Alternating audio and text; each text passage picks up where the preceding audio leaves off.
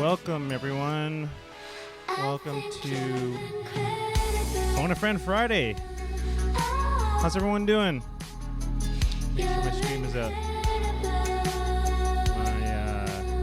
Yeah, we're live on Twitch. What's up, Noel? Twitch and Instagram, Dynamic Music. Welcome, everyone. Friday afternoon. Cheers. This is the very first one. Every Friday we're going to be doing artist chats, hangs, phone a friend. You know, I mean, it might not be an artist, someone in music, I suppose, or just a friend. And we're going to go over some of your demos as well. How long will this be? It'll be as long as we need it to be, you know? What's up, Corey? What's up, Vendetta, Robita? Everyone joining on Twitch and Instagram live. If you join us on Twitch, you get the full sound and you'll get the visual package. If you're on Instagram, you're just going to get the mic and my green screen, and it won't always make sense. But we're just going to let a couple people join us, and then we will get started and give our buddy Goldroom a shout. What's up, everyone? Hey, Austin. No, are you? I don't know. It sounds like you're hating. I can't tell with air quotes on Twitch. Oh, thank you, Vendetta. What's up, Andy? Carrie. What's up, everyone joining? Happy Friday. I hope you had a good week, and hope you're ready for a sweet weekend. I'm really excited for this. Yeah, it is a rainy day. What's up, Mary? It's rainy in LA, but I'm in tropical paradise right now. So to get things in the mood, if you're just joining us today, our guest is Goldroom, so that's who's playing in the back. He's an amazing artist, producer, songwriter. He's been a manager. He's been a writer, incredible DJ, good friend of mine. Go check out his recent album, Plunge and Service, which is an incredible concept that we'll talk about. But basically, it's like a dual record. We'll give him a shout in a couple minutes here. Mark, what's up? Thanks for joining. A lot of noise. Let me see. I might need to just bring down my... Yeah, let me know if the stream is bad. I'm like letting the music go, but I'll bring it down a sec. For the Twitch guys, let me know if the stream is going all right. All right, cool. So Twitch is good, but Instagram might be a little loud. I think you might be getting a little bit of feedback. So yeah, if you have any questions, you guys can't hear me. I guess I gotta just speak up. Well, thanks, Vic. Thanks for joining us. So Instagram can't hear me so well, so I'm gonna bring down my master just a touch here. A little noise in the green. Yeah, the green screen situation is my lighting. I'm like brand new to like the streaming thing, so a lot of white noise on Instagram. All right. Oh, you know what? I just realized the white noise is literally my computer. So I'm not gonna put that there. It's literally just my fan on my computer, which is funny. So I'm gonna have to move that for the Instagram people, which is a good reason to get onto Twitch. But let me know if that's better. I won't be able to look at you directly because you're... Whoops. My bad. Sounds like the ocean, exactly. That's what we're going for here. All right, let me know if that's better for the gram. I can't even, my brightness is down, so I'm trying to read. Grammars, how's that sound? Is that any better? If not, let me know. Get on Twitch. The sound is perfect over there. So Goldroom's joining us. We are going to chat about whatever. So if you have some questions or comments, if you're just a fan and want to say hello, give them a shout. And then we're going to go over some demos. We've got like a dozen. We've got a bunch of demos that you guys sent in. And I'm really excited to get to that too. So let's see if he is around. Give me 1 second here. Bring down this audio. How do you send in demos? Dynamic. Just send them to me at PatLokMusic@gmail.com. And we'll go through them. Today, I'm not certain we'll be able to get to them all today. We're going to go through as many as we can, and then the rest we'll go through on Sunday in the Ableton session. Yeah, it is Friday, right? Welcome to the new people joining us. We're going to give Goldroom a shout right now and get this whole thing started. All right, let me see if I can like figure this out without hanging up.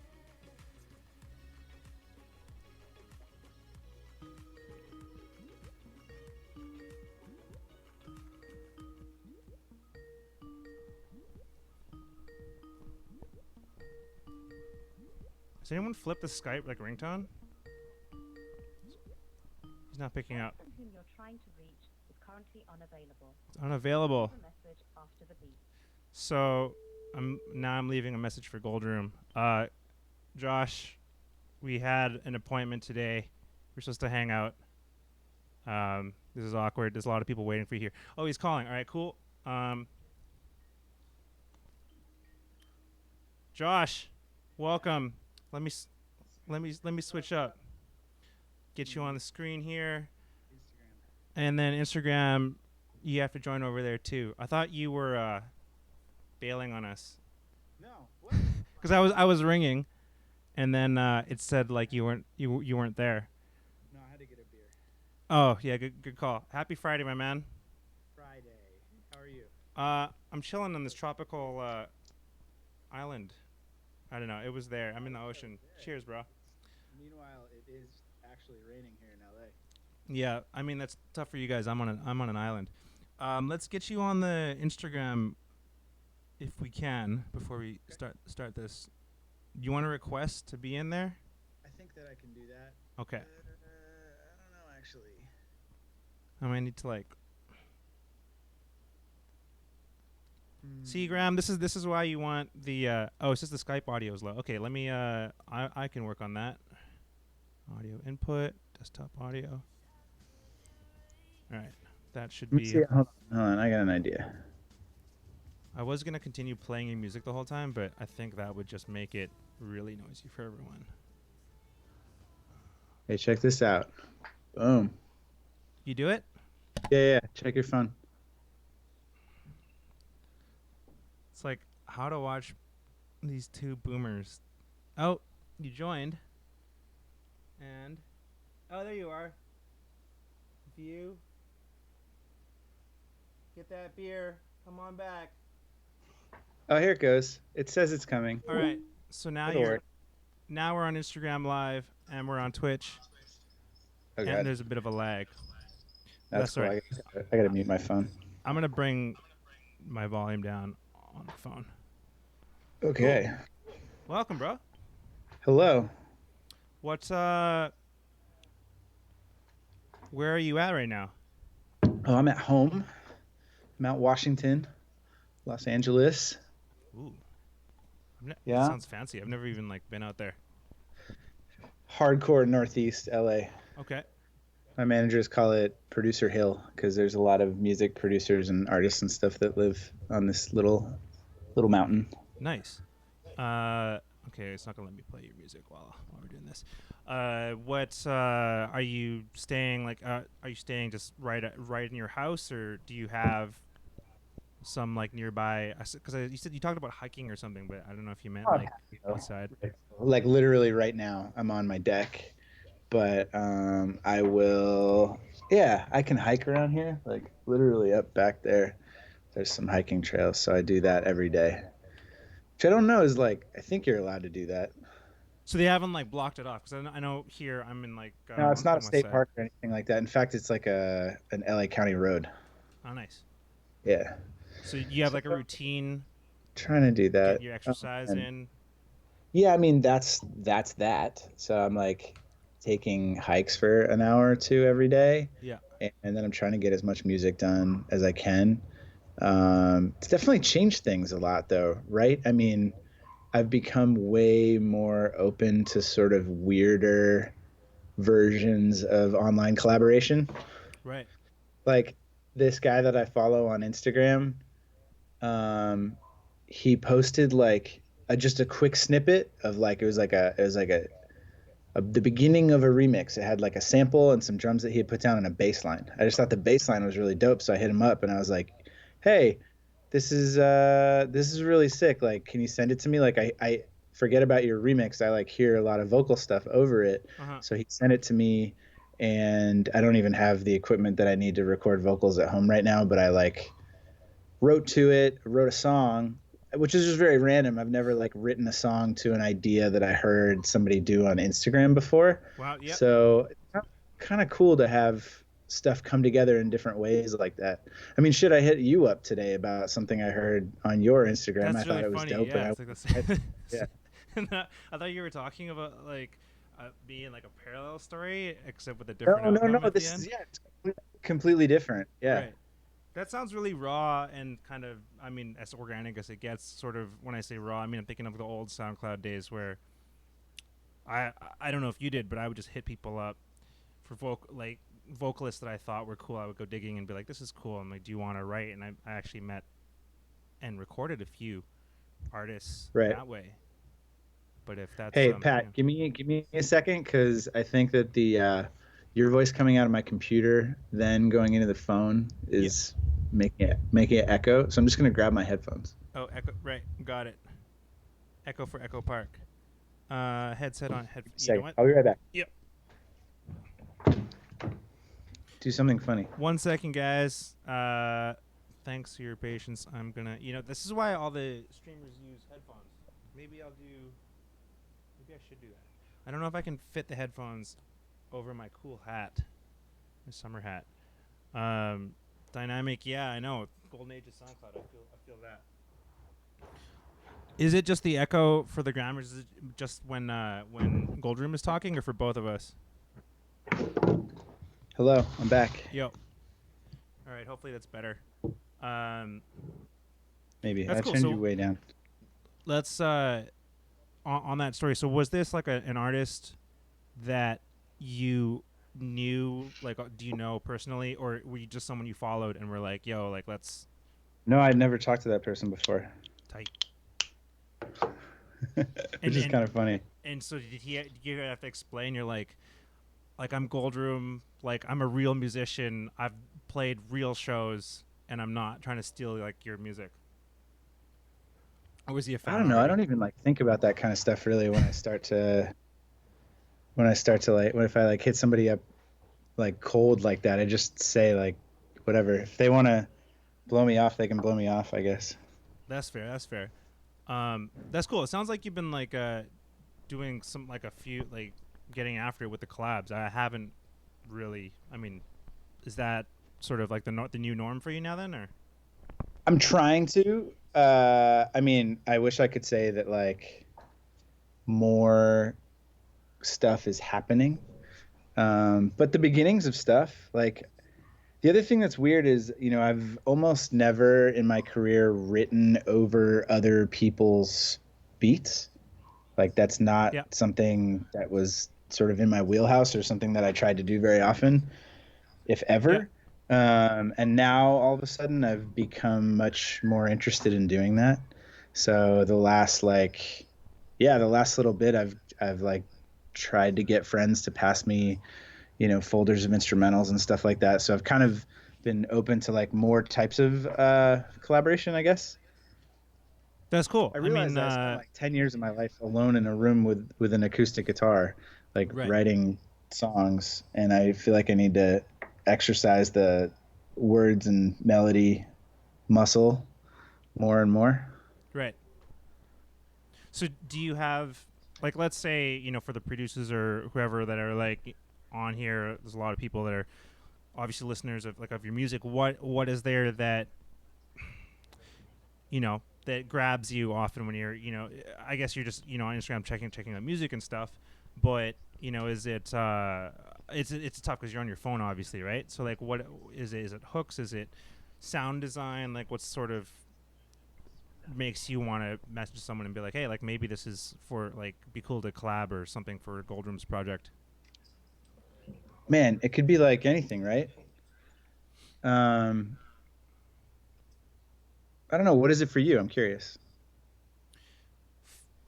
For something that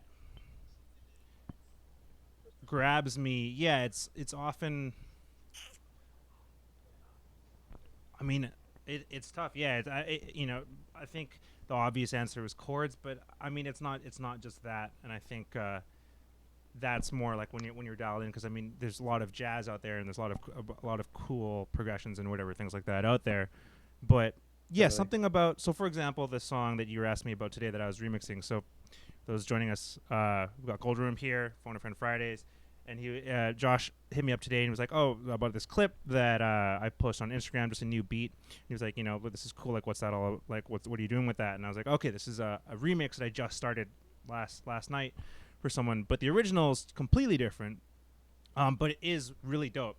And so that I haven't felt that way about a lot of songs. You know, a lot of songs that come your way that you get asked to remix by a label. They're like, cool, it's a good look, or whatever, right? Or you just, you do it. But this is like, oh, these artists are really great. They write good songs, interesting sound design, and I just like, I get what they're doing, and I'm down.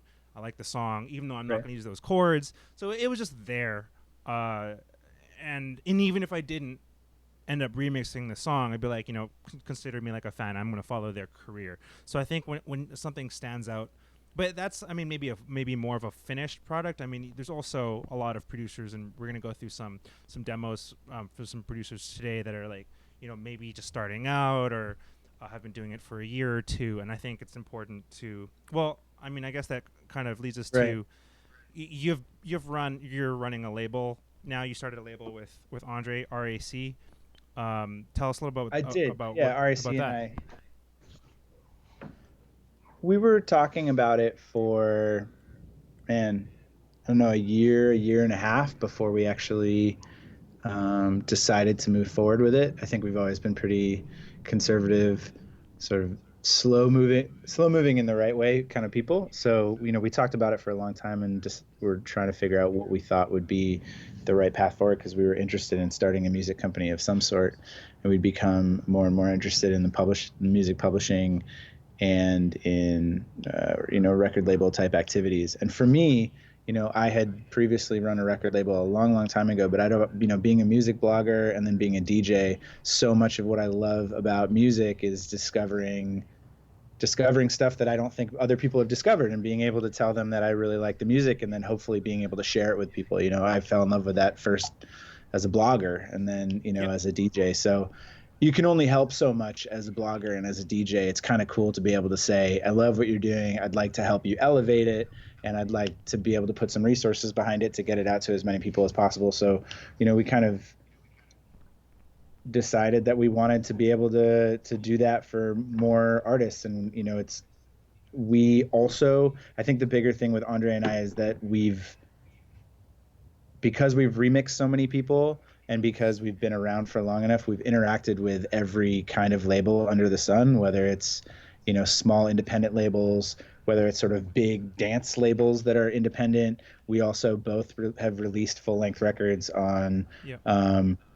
on major label. We both had records come out on Interscope, and we've both been signed to large, sort of prestige, independent labels in Downtown Records and Counter Records. And so we've had a Yep. lot of experience working with all these different labels and seeing what is helpful and what's not. And we've definitely seen a lot of artists make a lot of bad decisions when it comes to who they're signing with and what rights they're giving away. And Yep. one of the things that we really wanted to do was try and guide artists towards having careers that can last a decade.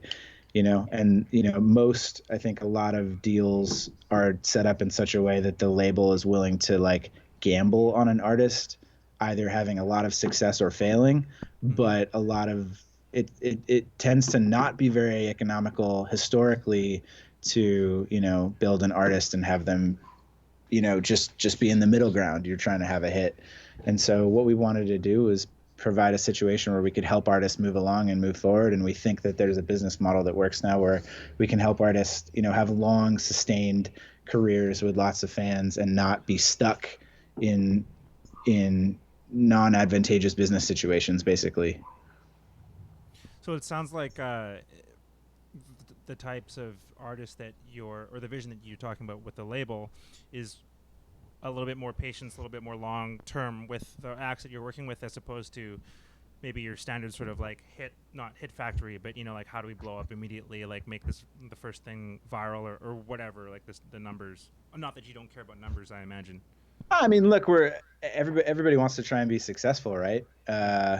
So it's not as if we're not working as hard as we can to get every song that we release out to as many people as possible. Yeah. We are. But I think that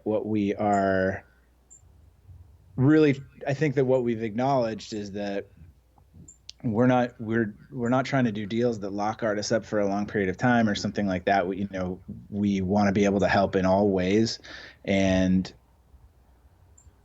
I don't know. I think a good example is if you talk to a lot of managers and artists right now, they might say that a publicist is something that is maybe not as valuable as it was 5 or 10 years ago, and that you'd be better off spending your money like trying to get more playlists or doing an influencer campaign or something like that. And at Minerva, we've been pretty staunch about thinking that getting press for artists is pretty critical and something that is important to build an artist's sustained career, because press is how you tell a story about an artist and how people get to know the personality of the person behind the music. And social media can help with that, but in a lot of cases, press and having somebody else tell your story for you in words, that's a really powerful way to let people underneath the hood of the car. And so we've been pretty bullish about that. And so I think, for me, that's an example of one of the ways that, we're trying to help artists tell a long story, and we'd rather have 10 hardcore fans than 100 ones that are ready to leave, before the next single. Right. How many artists are you working with right now? Or how many records have you guys released for those of us joining that are new to Minerva? It's a good question. I have a Spotify playlist that I can take a peek at here. Nice.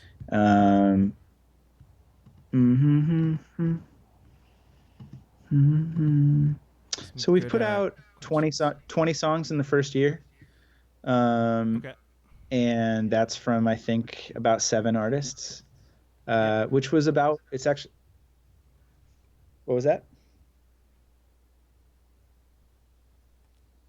Sorry, continue. So, Cut out there. oh no, it's all good. I was saying, 20 songs, I think, from 7 artists in the first year, which was sort of what we were thinking. And I think that's probably about the same size that we'd like to be for a while. Okay. We'd like to keep pushing forward and working with some of the same artists that we've been working, and we're definitely always looking for new talent as well. But I think the other thing we're really proud of is the fact that we work with artists from every genre of music. We have borderline folk music on the label. We have dance music. We've got sort of bedroom pop. It really runs the gamut. Yeah, that must be exciting as a DJ, as a music lover. To not, while might hold other challenges, that's great because you can just really shine a spotlight on what you love. Sure. I was surprised to find out that I don't remember when. I think it was just off Instagram that someone who I'm a big fan of, Maddie J, who's an incredible guitarist, also another Canadian. I think she's from BC as well. Great musician and improving songwriter and kind of just has the whole thing going. I was really excited to see that you guys are working with her. We are. By the way, I left the IG live because it had totally frozen up on me. Hang on one second, Josh. Can you join again on Instagram? I think you got booted out. Yeah, I was just. Yeah, that's what I was saying. I left actually. Yeah, let's get you back on the Instagram. Okay. Sorry, yeah. I was saying I left because it froze up. Oh, okay. I think the audio is still going, so I'm actually listening to you on Instagram because I killed my speakers because I have no idea how sound works clearly. I'm requesting again. All right. Someone's asking if I'm on a 56K. I'm actually on a 28K modem, so if my mom has to use the phone, then I'll have to hang up. Sorry, guys. Oh.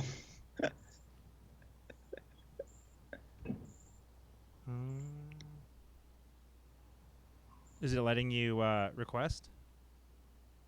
It says that I joined. Oh, here's the request. Okay. Send request. This is why everyone needs to get on Twitch. It's okay. I don't think very many people do both this type of conversation in both places. Yeah. Because you end up with weird audio issues. Or, they're just afraid of the unpredictable. Yeah. Yeah, I had to mute you on my computer. Anyway, this feels maybe a little better. I don't know. I've literally got you coming in on just the phone, but it's like a phone call, which is analog. Let's talk about like living in interesting times. Are you oh, thanks everyone joining us. We're here with Goldroom, our friend Josh, who's on the first Fone A Friend Fridays. How are you keeping your sanity? Are you are you talking to people more? I've heard that some people are like, sick of whatever Zoom, Skype already, buddy hangs. What have you been up to in terms of all that? Yeah, I mean, I've been trying to talk to musician friends as much as possible. I'm in a couple different like music group chats, one of which that you're in, the old Dusty DJs chat. Yep. And Balls. I'm finding, like that chat is popping off twice as much as it was a few months ago, which is nice to see. I think people are like looking, reaching out to try and grab anything right now. And so I'm finding, I'm spending a lot more time just like everybody else, like on FaceTime or Zoom or whatever with friends and family. And like I said, I feel like I'm trying to collaborate more now than I was a few months ago. Just because, it feels good to have that kind of connection. I think, I don't know, the thing that's crazy. And I think the conversation that everybody is talking about is like, we are in such an interesting position because live music requires a bunch of people to get in the same place together. Yeah. And of all of the things that are going to reopen when we start to reopen the country, the very last thing is going to be large gatherings of people. And there's a lot of really smart people that think that probably won't happen until a vaccine happens, which is Later, like 18 months away.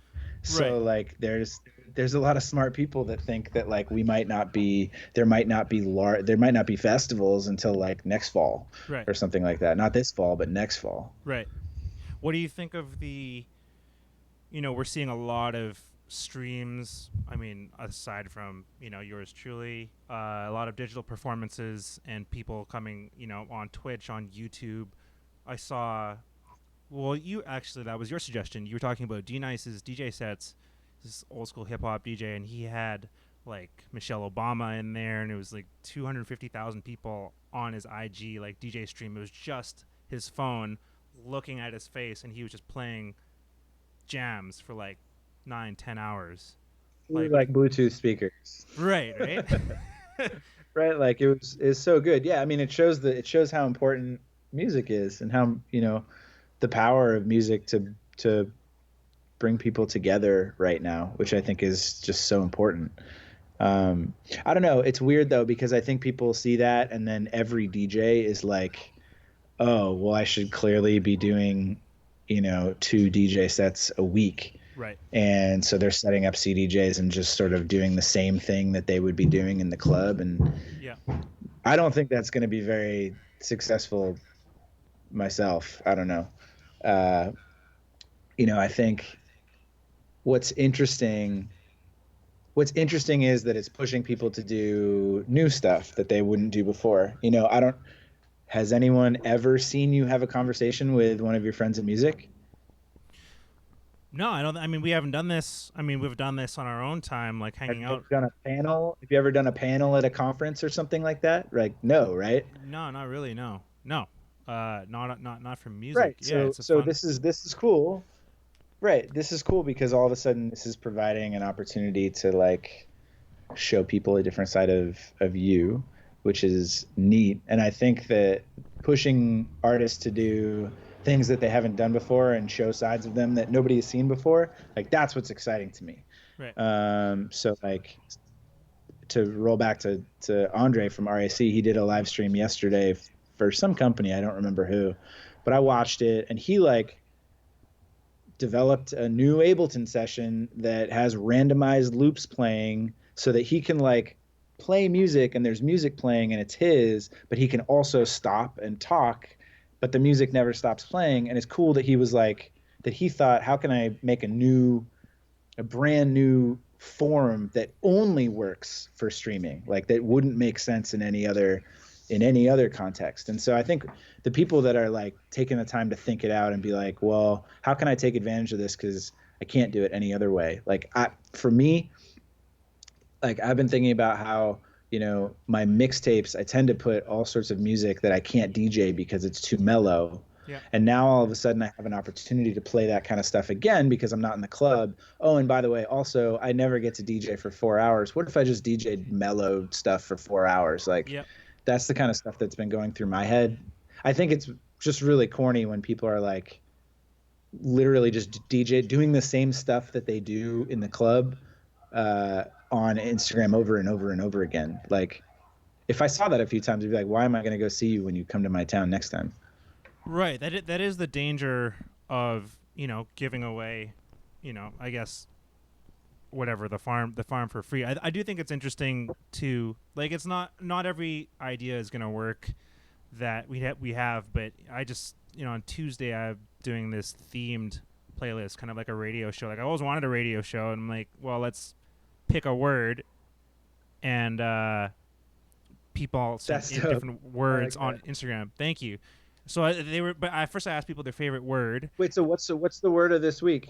So on Tuesday I did the first one. It was supernova, and I had the finalists, which I picked my choice from all the words that were sent in. Just two. I picked supernova and spatula, and they voted on Instagram, and supernova defeated spatula. But I thought spatula was gonna win, so then I had to, like, I was gearing my playlist for spatula. And then at the last second, I had to go and do all this other stuff. So, but I think that was, it's a novelty of sorts. But hey, Lanny, yeah, I mean, club sets are great, but they do, they are generally built for the club. And don't get me wrong, there's a lot of my favorite DJs and artists that we know who are throwing down killer sets right now, and it does bring me joy. I guess I just wanted to I'm not do something not different. Hating, Yeah. Definitely not hating. And plus, like, the other thing is, everybody is sitting here being like, everyone's looking at the same situation. Like, what if we don't play shows for another year and a half? Right. Like, I make music. I really love sharing music. Yeah. And all of a sudden that rug has been pulled out from underneath me. Like, I want to be able to continue to perform and share with people what I do. So let's figure that out, right? And there's a lot of people that are coming to all sorts of different conclusions. One of which is, hey, I DJ 5 nights a week usually. Like, I'm going to DJ 5 nights a week now. Right. Obviously, the festivals that are happening are clearly a really important part of what's happening. Because it's pretty difficult to, like, there's so much noise, so it's hard to get a lot of people in one place at one time. But when you have like 15 artists that are all driving everybody to one place, it seems like that's a pretty cool thing. So I think we're going to see some like pretty interesting new festival concepts emerge out of this. Like, I think it could be really cool if there was like a festival that started online and then it gets really big, and then in a couple years it happens in real life. Like, that's such a rad concept to me. I hope that happens. Yeah.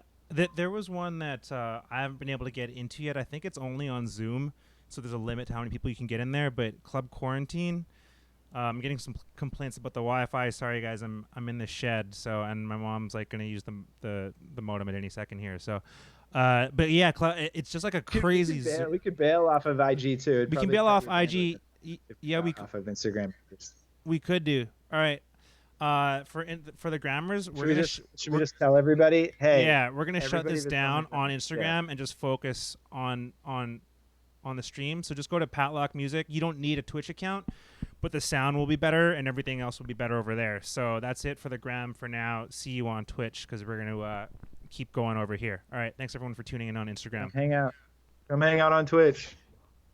Bye. Right. So hold on.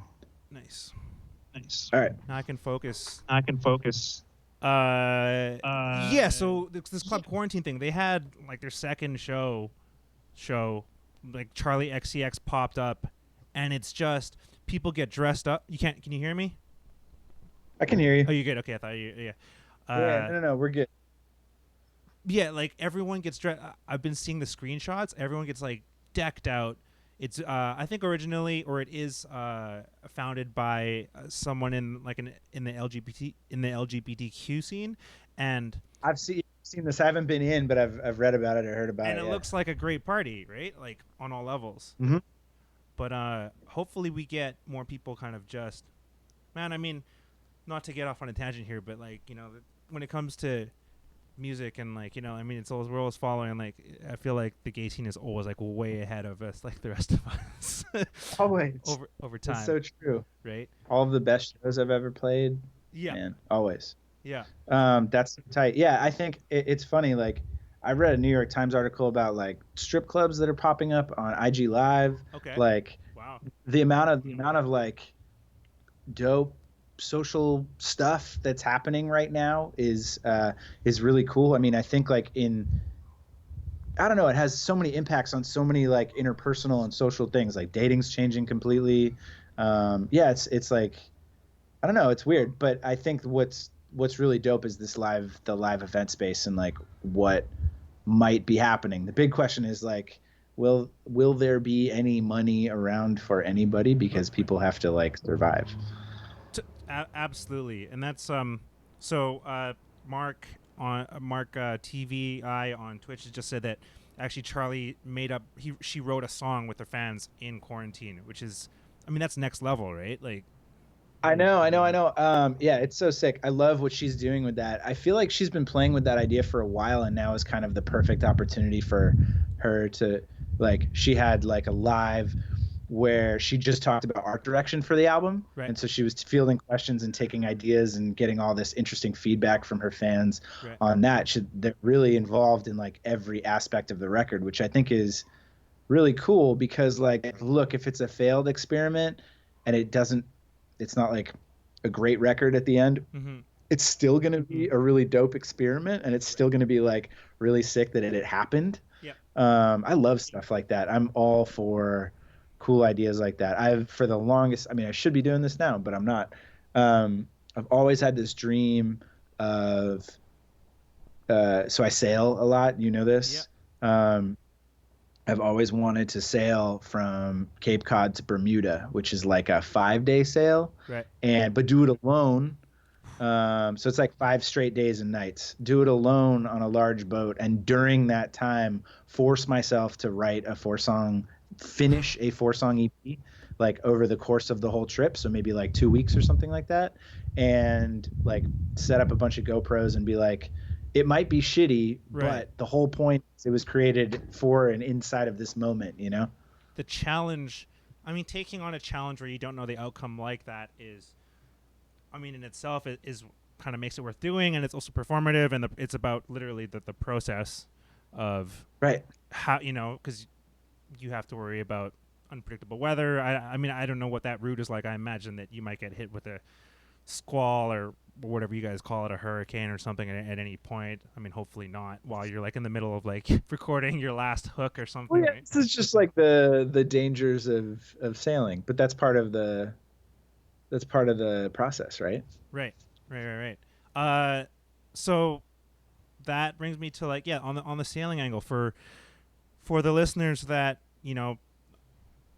just know you from the music. Like, can you quickly touch on like what's the inspiration and what's the tie-in with sailing and Goldroom? Yeah, I mean, I don't know. It was never overt. Like, I didn't start the project with anything in mind. Just sailing is my other big passion in life. I've competitively sailed since I was 7, Mm-hmm. and I moved to California so I could sail at USC in college, and I still competitively sail as much as I can. So it's really like being on the ocean is like the other big passion in my life. So like a couple different parties, like the Yacht Week threw a party in San Francisco and booked me to play a boat party in like 2013. Right. And so I played it. All of a sudden I was like, oh, this is like my dream. This is all I want to do. So I spent years trying to get my agent and my managers to buy into the idea of me doing a whole tour Right. of just boat parties, and then slowly made that dream happen. So that's the High Seas tour, which you've played. Yeah. I think before High Seas was a thing, when I was living in Vancouver and did that White Noise party, which was a monthly where we'd bring in acts like yourselves and Knox and Moon Boots and guys like that. I think you played our boat party then as well, before High Seas, which I think we called White Buoys, which was a weird, terrible pun. Maybe, I don't know. The first time, it may have been called that. I mean, maybe not. I'm not precious. If somebody wants to bring me to play a boat show, I'm gonna do it. You know? Yeah. No, I'm not sitting here being like, give me my 10%. That's not this. No, I'm trying to remember like what year that would have been. 2014, maybe. 2015. So I guess for the we go back a ways. I mean, we go pretty far back. Date ourselves, but I think, had you been to Vancouver before the first time we met? Like, no, when I went up with Keen House. Keen House, that's right. Were you managing Yeah. Keen House at the time? I was, and that was the first international gig that he got when I was managing him, and so I was so excited that I just spent the money on my own dime to come up to the show. Right. So the context here, and then and I can't remember who we booked it. I mean, I don't remember how the show happened, like looking back on it, but I remember getting dinner with you. Yeah, we went across the street. There was a Goo, which is, I don't know if they're still there, but really good Japanese, like, sort of izakaya joint. And we just talked about this same kind of things that we always talk about, like, that's just music in the industry. And this was before you started Goldroom, I think, just before. Well, yeah, probably that might have been 2008. Like, we met like years before. So the blog house, I was making music as Nightwaves at that point in a band, but yeah, Goldroom was nowhere near a thing. So was that your first, in terms of electronic music? Was Nightwaves your first sort of foray? Yeah. I had written songs in my bedroom with my acoustic guitar for years and years, and I was always really interested in recording. Right. So, even when I was young, I was using like a 4-track. Yeah. And so I was writing songs on guitar, and I wanted to make them sound as good as possible. So I was kind of learning about production that way. Yeah. And then eventually I got Logic, and MIDI was way easier in Logic. So I became interested in using like electronic sounds in my music, like keyboards. Yeah. And because of that made me more interested in like electronic music that I was hearing out in the world. So like Postal Service was maybe my like first, or your introduction inroad to sort of like the hybrid type of act, do you mean? Well, that's why it made sense, right? Because it was like singer-songwriter shit. Right, so I was like, oh, this is something I'm familiar with, but I'm enjoying these sounds. So then I started to make more electronic stuff. Right. And then like when I had the opportunity to go see Daft Punk, I went because I liked their music, and that show like changed everything for me. When was that? That was the 2006 Coachella. Man, I'm very jealous. I've never seen Daft Punk. I don't think it'll happen for me at this point, unless they do a Twitch stream from their living room. I think it will happen. Really, we share an agent, which is funny that Daft Punk has an agent. Okay. But I mean, not that I have inside info. I don't. Right. But if I had to put my money on it, I would bet that they will do something someday. Someone was asking in the chat, actually, if you figure they would do a follow-up full length, if you were to guess, like to Random Access Memories, which was a long time ago now. Is that what you want? I missed the middle of that. Do I want them to do another record? Yes. Yeah. Do you think we're getting in it? Yeah. I mean, so obviously they're doing the stuff with The Weeknd. I'm not gonna say I'm always interested in what those guys want to do. They are like complete visionaries, and everything they do is so calculated, right, in a great way, and they think it out so much that like I like Random Access Memories more now than I did when it came out. In fact, I think they were a little ahead of their time. I think they could have gone in a more programmed direction, and it would have pleased more people. But like looking at the landscape of music now, it makes so much sense. Like I'm thinking like with Goldroom music, sometimes I'm like, oh, well, anybody can kind of go on Splice and make their music sound however they want. And you can make your music sound great. So how do you stand out and how do you make it feel more human? And like the answers that I'm coming to now are, oh, I feel like I want to work with more studio musicians. Like I can play a bass line this well, or I could program it this well. But like if I work with this guy that I follow on Instagram that's like really dope, he can add this. Right. And that's kind of the conclusion that they came to, which is like everybody can make dope electronic music. So how do we stand out? We're going to work with the dopest musicians in the world. And at the time, I didn't really like that decision, but looking back on it now, I think they were just ahead of their time. So whatever they would do next for the next record, I'm assuming that they will also be ahead of their time, whatever that is. So this is a sort of a combination of a couple questions and one of my own. So someone was asking about what you thought, I think from the label side or from the artist side, of the virality, the importance of that in making songs. People, for TikTok, people are making them for Triller or whatever. And so my, to bring it around to the point that we're talking about, how do you think... Yeah. I mean, it's a big hypothetical. I mean, to say like, how would Daft Punk do like today if they were starting out? But it'd be a completely different game. I'm not gonna ask you that question. Daft Punk made music like for sync, and like they made songs called "One More Time" and "Around the World," and like they knew about the power of one important universal repeatable line, like the hook. If Daft Punk came around now, they would absolutely make some shit that would be the biggest song on TikTok. Like, no fucking question about it. That's a really good answer. I can't argue with that. The question is like, what will they do now? As like, they're in their 50s at least, right? Who knows? Who knows what they'll do now? I sort of feel like what we're due for from Daft Punk is a tour. And I think that they've probably been imagining like, what does a Daft Punk stadium tour look like? I think they've probably been talking about that for a decade, and they'll figure it out eventually. Can you imagine, like, if that's how we get back to normal whenever that happens, when everything hits and it's just Live Nation or whoever, and they're like, back. Here you go. But it's only like 10 dates. Like that's actually how you get the vaccine. Is like the vaccine is dropped from helicopters during Daft Punk's reunion show. Right. That would I'm gonna stay on the sort of the virality meme thing for a second, because you tweeted about an artist. Was the question that they asked, by the way, to us or about Daft Punk?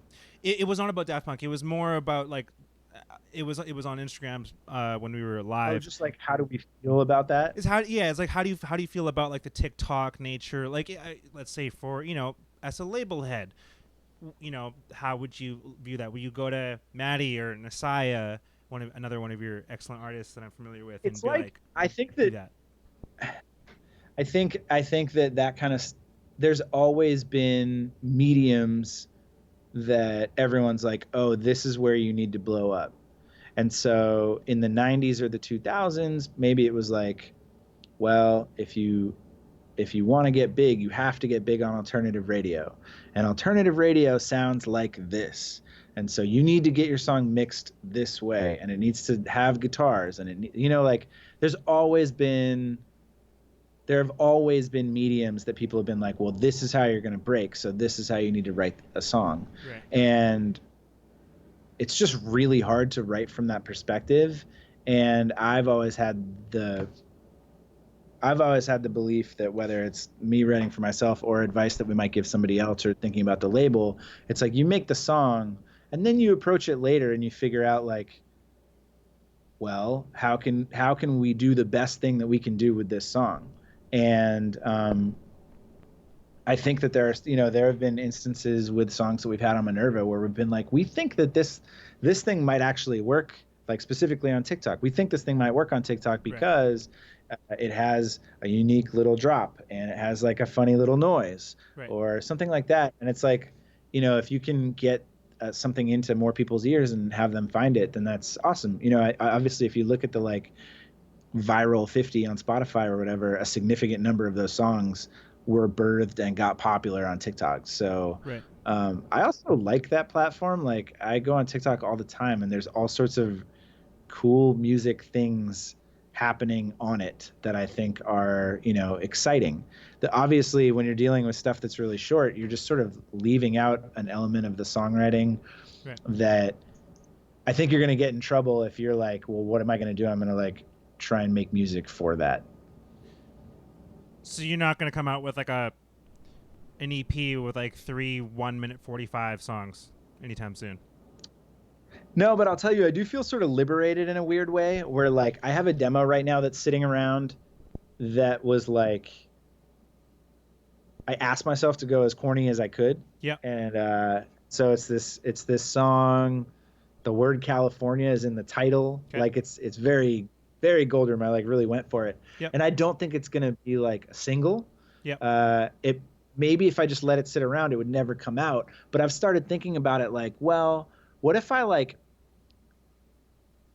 just like threw it through the master in Ableton, like, and slowed it down like 30%, and then like put like a hardcore VHS effect over it or something like that, and then made it a minute long. It would be really interesting and it would be really fun. Right. And I could totally put it on a record, but it wouldn't be like a statement song in the same way. So like I never would have thought about doing that a few years ago, but now I'm like, if there's a cool groove, and then I look at something like what Vaughn Oliver is doing with his hard drive waste, and I like listen to the 50 minutes of music that he put out, and I'm like, this is almost feels like an album listening to it. Right. And I'm like, why can't you just put ideas out? So I've been thinking more and more about that because, I write, I like almost finish. I'm like 95% demos on 25 songs a year. Okay. And my average is like, I think if you average it out over the last 5 years, I've probably put out like 6 songs a year. Yep. Or something like that. So like 20 songs that I finish a year don't come out. That sucks. Like right. I would rather more of that come out. So it sounds like what, so Oliver, for anyone who might not know, incredible, producer, now now it's just Vaughn, who was actually playing that night with Keenhouse because he was resident at that night with me in Vancouver. But to digress, sure. That's like a beat mixtape, right? Basically, yeah. I haven't listened to that yet because, for a couple of reasons. One, because I knew it would distract me, and two, because I feel like I'm in the middle of a refocus on my stuff, and I'm aware of. I don't know if you do this, but sometimes when you're writing, you just want to figure out what it is that you're doing or trying to say. And I'm keenly familiar with Vaughn's work over the years, and he commented, he hearted my little that groove that you asked me about today, and I was like, oh, that's cool. I mean, because he's a quiet guy, he doesn't, you don't get responses like easily out of him. But like in terms of figuring out, like I know what he does is always going to be dope. I'm always going to mess with it.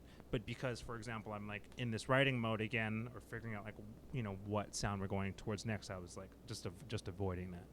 But dude, it's funny. I go through those periods too, and it's like I was saying, I love finding new music and sharing it, and I feel like there are some people that don't like to talk about how they fuck with new artists or something like that, and I love finding new music all the time. But when I'm in sort of an album cycle, I definitely have that same period where like if I'm in pre-production, I'm sort of thinking about what I might want my next album cycle or not. If you're sort of in a new moment and you're like, all right, I want to figure out like what's next for me. I listen to so much music, and that's all I'm doing is thinking and listening to music and like thinking about like what might be the next thing that Goldroom would do. And then all of a sudden there's like this shut off moment, and it's like now I'm in the studio and I'm trying things. And once I'm in the trying things moment, I don't want to hear shit. Right. And like if I do hear stuff, it either makes me intensely jealous, or I'm like this isn't what I want to hear because it's not me. It's not what I'm doing. So like it's definitely not productive Yep. at that point. Yep. So like I usually start to listen to way older music. Like I'll go listen to like classic rock for a while or something like that. But I'm not trying to listen to new stuff because that'll screw with my head so much. Like if I hear like I don't know. I don't have a good example. Actually, I do. I guess when Disclosure put out those new songs like a couple months ago or a month ago, like that threw me off for a minute because they were like doing cool stuff with like Afrobeat and Afro pop and like turning that into house, and I thought it was really dope. But like it reminded me of some of the things I was thinking about doing for Goldroom, and so like it fucked with my head. And then I realized like, well, I shouldn't be listening to this kind of stuff. Like I just have to do my own thing. Right. I think there's something to be said for writing it down. I saw this producer Wookie, who's an excellent producer, that also is really good at on the business side, like in terms of as a marketer, but is clearly a great producer. Someone asked him online, how do you define your sound, or how do you go about setting those boundaries, or whatever it was? And he said, write down what are the things that you do as an artist, as a producer, on what are you good at? What do you like to do? Is it chords, or do you use that like hook? Are you snake hips and you use that drop, which is a classic hip hop thing? And I think that literally writing, I've never really sat down and just written those out, but you have a sense of it. But for the people that do that or just innately know it, it helps tie things together. I mean, because let's say you have a really large body of work, but if you went down to just singles, you might have to tell the story in a different way. Like, what would be, like, do you have like a top couple of characteristics that, if someone always comes up to you and says like, oh, I recognize this, that it has to be a Goldroom track? I wish I did. I don't think that I've ever been that way. Yeah, I sort of wish that I did, because I've had so many different ideas over the years of what I thought Goldroom was. Yep. When I started, I really thought I was going to like be a one man, like slow disco DJ. And I didn't really think that songwriting was going to be like a big part of what I was doing. Right. And then I started writing a lot more songs, and I put the song 15 out, which was like an 88 BPM ballad, synth ballad, basically. Yep. And that song resonated with people. And so all of a sudden I became really interested in the idea of what does like a synth pop, like band version of Goldroom sound like, which led me all the way down the road to making West of the West. And then I was really interested in like getting away from electronic music in some ways and like trying to make something, I don't know. So I can't answer that question. I don't really know. No, fair enough. Yeah, it seems like one of those things that in retrospect, a few records in, I'm like, oh, I wish I had done that at the time, or just, not just to, you got people, I don't know if you're in the Twitch, but people are saying, like, Noel saying that it's 15's the first song you ever heard from you, and you had a lot of classic listeners that I think have been along, viewers that have been along for a lot of the Goldroom ride. I'm not just looking at you, by the way. I'm not in. Yeah, I probably should be. Yeah. I wonder will that screw with my bandwidth if I load the Twitch stream? I don't think so. Or you could run it on your phone just to watch the chat and put that on mute if you. And what's it the to log in? What's the address? Twitch.tv/PatLok. /PatLokMusic. Yeah, I'm just gonna let these. Yeah, for the Twitch guys, the loyal folk. Josh is joining, so he'll see your questions and can also. I had to reload my stream manager, but I'm gonna hit you with a few. I will just say to I guess finish that question, like the thing that I've always cared about the most, and I think if you were to ask, like you said, like some people are good at one thing, some people are good at other things. Like the thing that I think I'm good at is the songwriting aspect. Even though I've written a lot of dance music that may only have one line, like in my mind, vocal melody and lyrics, overall melody and arrangement and songwriting is the thing that like I'm falling back on at all times. And I think that's just because I spent from the time I was 12 to the time I was 22, like writing 200 songs a year on an acoustic guitar. Right. That's what you know. That's what makes you, who you are. Yeah. It's sort of like, yeah, no. I think that's a great way to leave that. Um, I guess we should probably get to the demos pretty soon, but I want to hit you with a couple more. Yeah, food game. I know you were talking about food. What's I've never actually seen you like in the kitchen. So like for those that are watching, like Oh, what are your moves? What's your game like behind the grill? look, I'm a white American. I like to barbecue, so I like fire and meat. But shit, I mean, touring for 10 years will change your life. Mm-hmm. And I'm I love I love absolutely everything. You asking about my kitchen game though? Yeah, like if when you're making for the family or the parents are in town and it's like it's on you. What are you gonna do to impress It's a great question. dinner party? Yeah, I mean, actually, my when I say like I fuck with barbecuing, I think if I'm having a big group over, like That's I'm the move. making Mexican food. I spend so much time in Mexico, Right, like making good making as good as I can possibly make right. is absolutely what I'm going for. So I'm going to the meat market that's down the hill. Yeah, That's the shady spot that sells the right carne asada, yeah. and we're getting some very fresh corn tortillas, and we're making some salsa, Oh, and get some queso fresco, and open a bottle of tequila and make some of our own margaritas, oh, and do it that way. Like not being from Southern California, when I got out here and like some kids that I was going to school with like brought me on a rooftop and yeah. like threw these like little strips of steak on a grill. I was confused by it, and then they cut it up and I tried it. It was my first time trying carne asada, and it changed my life, man. So yeah, if I have like friends around or family from out of town, like that's what LA is to me. So that's kind of my go-to. I don't know. That's man. You got me really hungry now. When this is over, you better invite me to that barbecue, because yeah, that sounds. Yes. You know what? So as Tacos Canadian, all the time. what's that?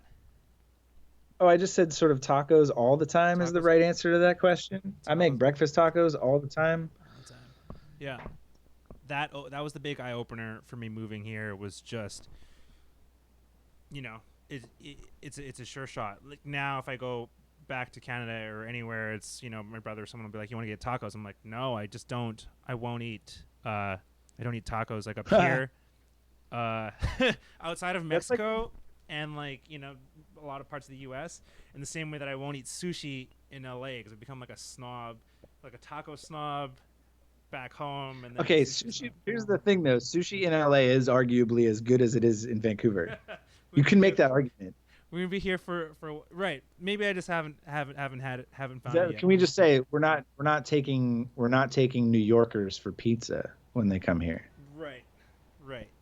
That's fair. There was a record label that was interested in signing me a number of years ago, and they took me to Mexican food in New York, Yeah. and I and I swear to God, it was one of the reasons I didn't sign with them. I was like, how dare you?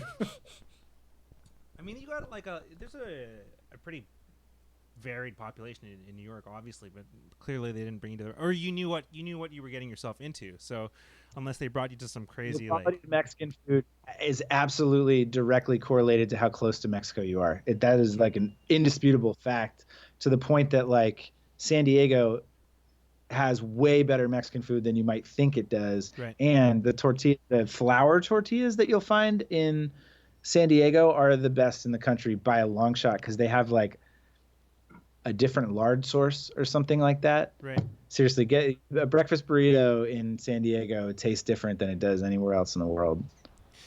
I mean, on that note, like I miss. You've been going to Mexico for years. I've been lucky enough to go and play a bunch, and yeah, that's one of the places that I really miss right now. I hope everyone down there, all over. I mean, in Mexico City and Merida, like in Guadalajara, like I hope they're all I doing had well. a 5 or 6 date Mexico tour Mm-hmm. booked for the end of April and early May, Ah, and it was the first. That's the first thing that I had to cancel, first one which to is go. such a bummer. Okay, Yeah. so music aside, let's say like if you get as soon as this is all back to normal, what's like the one place where you're gonna go? Like, I mean, it doesn't have to be to DJ, but like just somewhere outside of LA. Oh, I mean, realistically, like I think I usually spend a month or two living in Boston in the Mm, summers, just because I like to. It's part of the sailing thing. I go back there to sail. It's a different change of pace. The weather's really nice, and so I'm hoping to still be able to do that. Like maybe mid June to mid July, like stay out, be on the water, get to collaborate out there. And it's a good home base too because a lot of my boat parties in the summer are on the East Coast, so I can just kind of like make Boston my home for a minute. yep, yep, I'm the fan. All right, sweet. Well, let's get to the demos and to wrap up. Since we're an hour in, I'm gonna hit you with a speed round. Just a bunch of Okay. random stuff. So no thinking, just go. And then we'll get to the demos. All right, speed round. Here we go. Dream collab in history or time. Wait, like now or all time? Your dream collab, anyone in history or history of humankind. Um, I'll say Elliott Smith. Elliott Smith on a Goldroom production. Right. For to sing, I imagine. Not Yes, definitely. okay. Yeah, I mean, I don't know. I feel like that kind. I'm really interested in like sort of dreamy guitar playing right now. Right. So I imagine I love the way he plays guitar, and I could imagine doing really cool stuff with that. Got it. I'm totally messed up the speed round. I can't ask follow up questions. All right, let's keep it going. Yeah. Elon Musk offers you a 7-figure check for ghost production. Yes or no? Yes. Okay. Stuck in quarantine by yourself with $5 remaining. Do you buy food or replace your broken E string? I'm gonna die anyway. I'm getting the E string. Yeah. Yeah, good answer. What is I imagine you're starting to go through like the Disney stuff as with your new baby boy. What is the one Disney classic? Just name the first one that you would ride or die with. Lion King. Ooh, yeah, can't fault that. Dinner with either Tom Brady or the 2008 Celtics Big Three. The big three for sure. Brady's not dead to me, but he's not like my favorite person on the planet right now. Okay, okay, Plus, if you ask me 5 people that I could have dinner with all time, Kevin Garnett's one of them. Of okay. all time, of anybody. Yeah. All right, last one is all right. I was taking a look at your old SoundCloud history, and your one of your first comments ever was to Tropicool in 2011, and it was gonna start using gold paint in live sets. As far as I know, I haven't seen that before, but is that something we can look forward to once things get back to normal? Wait, did I say gold paint? Yep, in live sets. Like throwing it on people? I don't All even know what I meant by that. yeah. Well, I mean, gonna start using gold paint in live sets.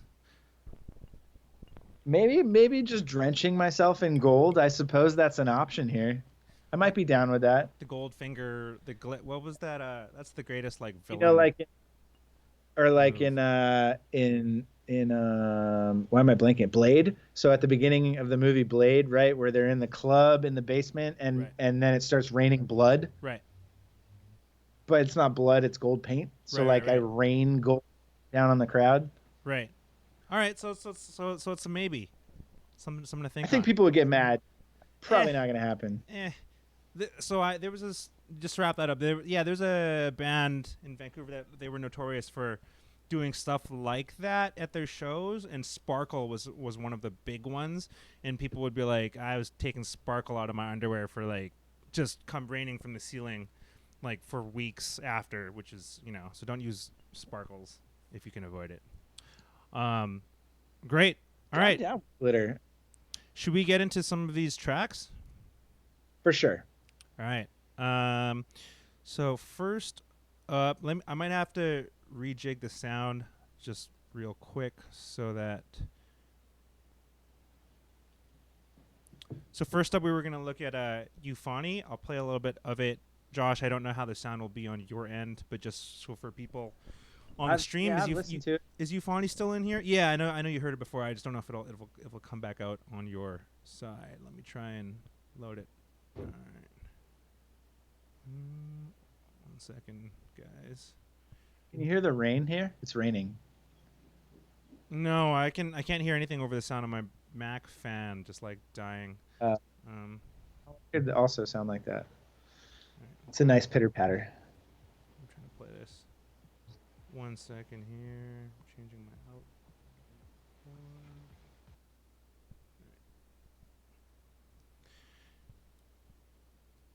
Hey, he is here. All right. I think this is why I was trying to get the MP3s because my Chrome is just like not. Let me see. 1 second. Alternately, I might have to rip it. Here, playing.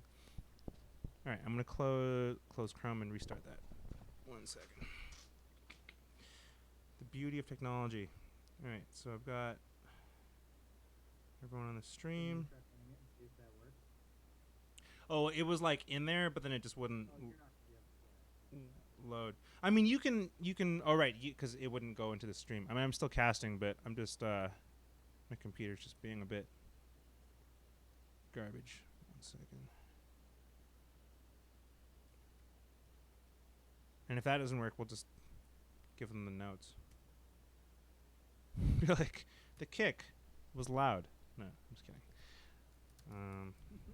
Like, that's stream manager history.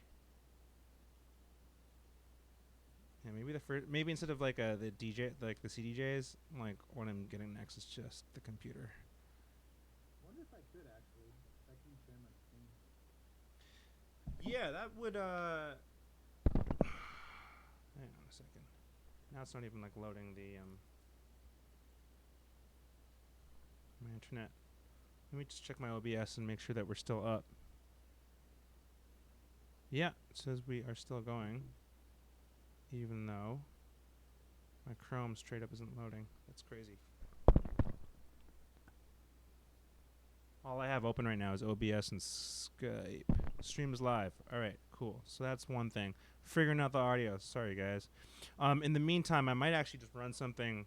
A couple people did send me MP3s, so because I thought I was going to get to those, but that might be the move at this point. Oof. Notes. Dang. So when I did the playlist, I was running it off of Rekordbox, and that worked beautifully, even though DJing off Rekordbox is not normally ideal. I'm sure share my screen. I'm just curious. Yeah.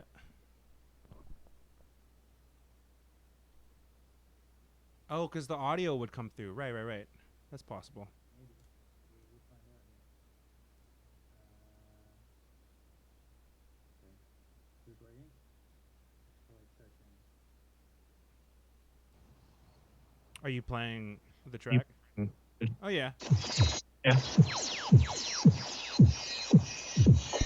Yeah, we can see Yeah. it.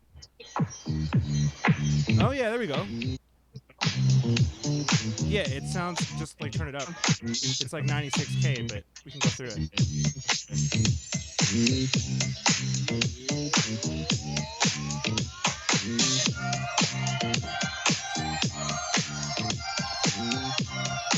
People are making fun of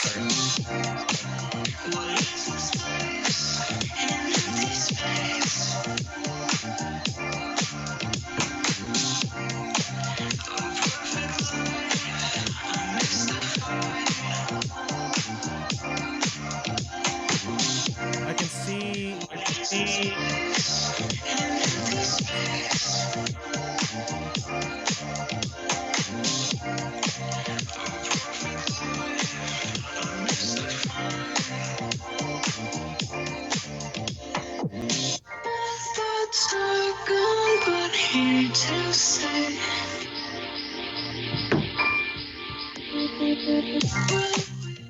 Is that turning it up and down? No, yeah, that was that. No, that's pretty good. I mean, do you want to start with like Oh no, I'm just curious if it was actually if that was speaker to mic or if it was actually sharing. It was coming through like a little bit, not ideal, like it's like phone thing. But right now my Chrome wasn't even opening, so I mean that might be where we're at for until I can get Chrome open and figure out my side. I mean, let me see if I'm loading. My Chrome finally opened.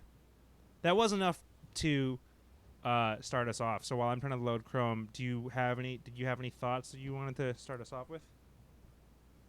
I love that song. That was so dope. That was like the first thing you sent me too. So I was like, oh man, if everything's like this, that's so sick. Right. I love that song. It reminds me of like S.G. Lewis. Nice. It's nice to hear when a lot of things in a song are sidechaining, but it doesn't sound contrived and it sounds like a purposeful artistic choice. And I miss that a little bit, and I'm glad that it's coming back in some ways. I like the songwriting in it too. I don't know, that first like minute and a half I just really I like a lot. Yeah. Nice. Yeah, I was my notes. Yeah, I like the opening filter thing. It was sort of a nod to those classic French house records, like Roulet and all that. I like the mix. The drums and claps are a little bright, but that's a good taste thing, or maybe just my ears.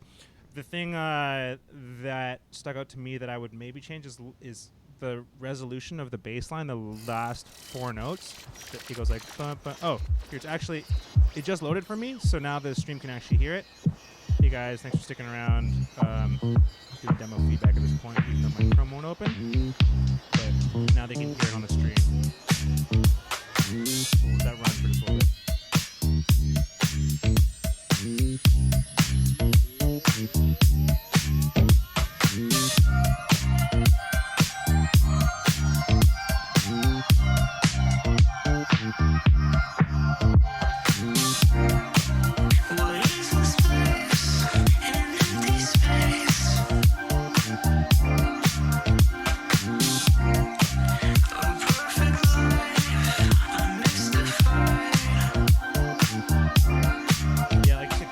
Skip ahead a little bit.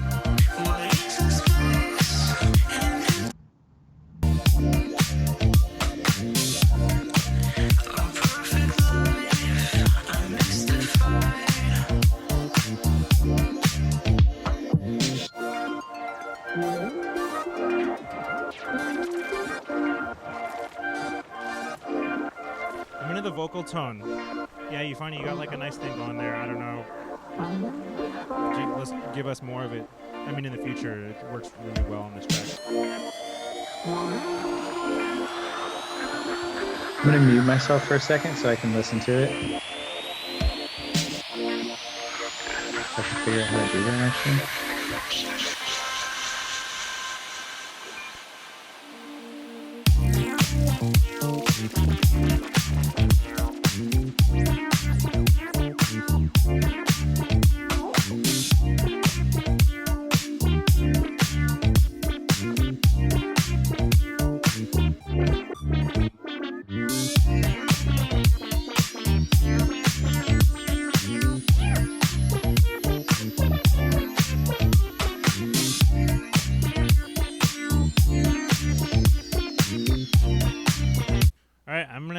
Pause it there. I mean, I like that lead. My initial thoughts on that lead is, musically, it's great. You could do something in a higher octave, since things are, I don't know if we got, around there, like 320, whether it's just another layer of the same thing, or to do some. It's easy to overdo. I think it's nice that it's subtle, but you could add some, whether it's saturation or like harmonic exciter or something, just to make it pop out just a little bit. Maybe in the mix. Musically, I like the line and what's happening there, but yeah, that was kind of all I had. Yeah, I mean, I'll just say that the one thing that I wish is that I could hear the words better. And I like the vocal tone that's happening, and I think it's cool, but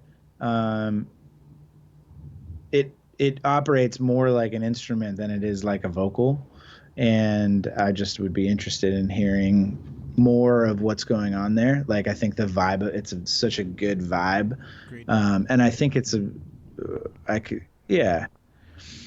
vibe is perfect.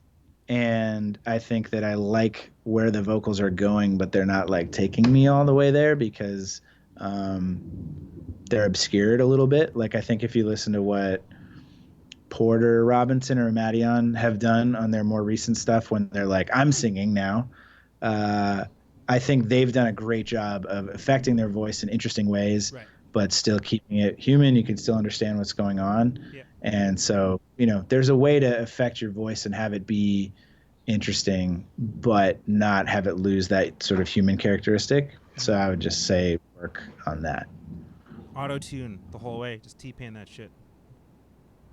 That was a joke. I don't know. I mean, who knows?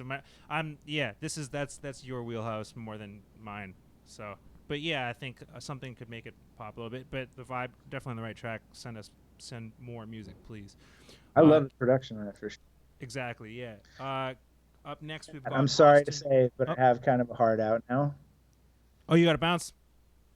So I have to leave, unfortunately. Yeah. No, sorry. We dragged it a little bit. Do you? No, I like talking. Sorry that we couldn't talk more about like specific songs, but this was. I'll chat with you anytime. Sounds great, man. Well, no, I understand the family is a calling, waiting for the barbecue, I imagine. Thanks another call, unfortunately. But yeah. Thanks for joining, Josh. Everyone, a big hand for Goldroom. He did listen to, he basically sent. Yeah, we had a whole list here, but I kept asking questions about like football and basketball, so that's too bad. But we'll have you back, and I want to hear those collabs that you've been working on. So what's the one plug that we got for anyone just tuning in? Goldroom, like, where do we need to follow you? What do they need to listen to? Oh, I don't know. I'm Goldroom everywhere. I don't have any shows coming up. Just working on music. You can find me at Goldroom anywhere. If you haven't heard my music, go check it out. That's what I do. Dope. Thanks, Josh. Thanks, Pat. All right. All right. We'll talk soon. Take care. Have a good day. Yep. You too. Bye. Ciao, buddy. All right, guys. And then there was just us. Let me get back to it. Let's get into these demos real quick, because I know I owe a bunch of feedback. We've got Austin Payne.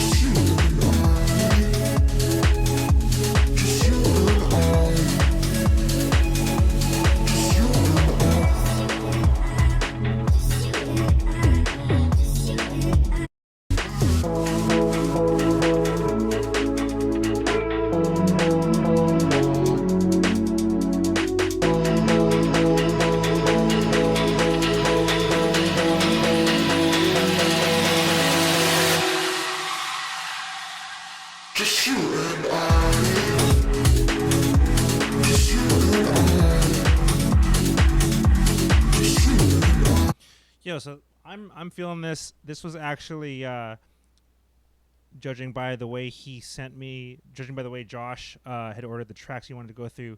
I think this is one of Josh's favorites as well. That's Austin Payne.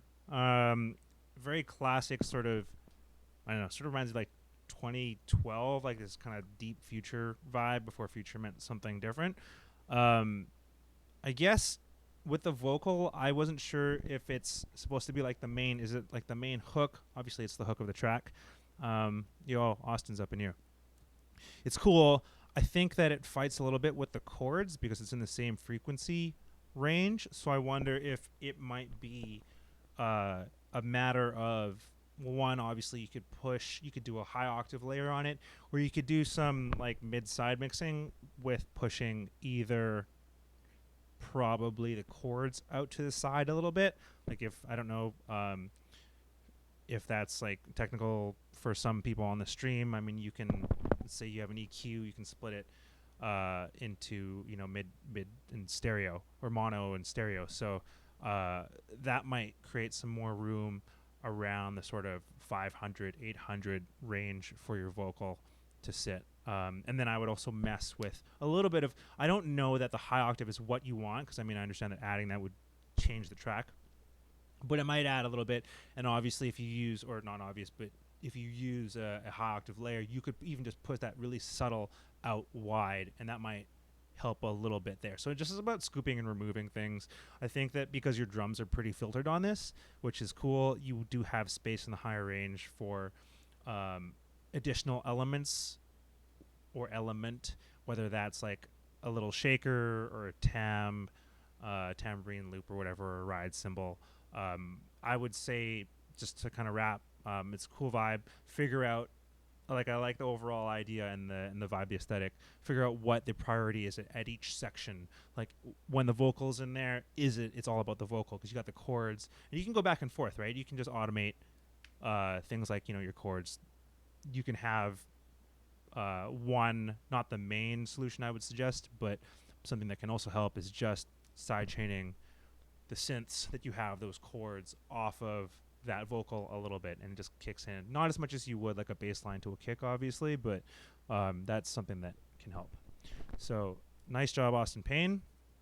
Up next, we've got I was gonna do Julian Schwartz. Is Julian Schwartz? We're gonna do the ones that people that are in here. Is Julian in here? If my Chrome isn't working, so I can't actually see who's in here. Yeah. Thanks for tuning in and sending that in, man. Keep sending more stuff. If Julian is in here. All right, cool. So we've got By My Side. Well, let's roll with that one.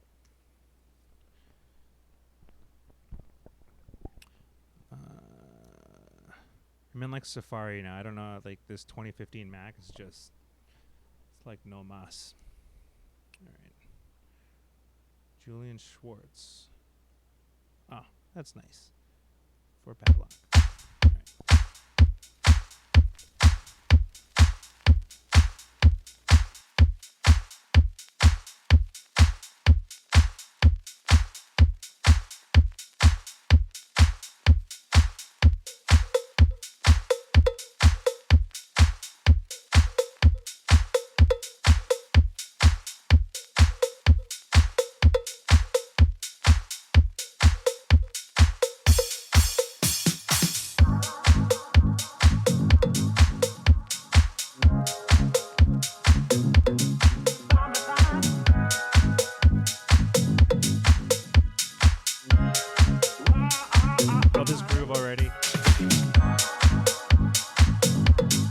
Great block.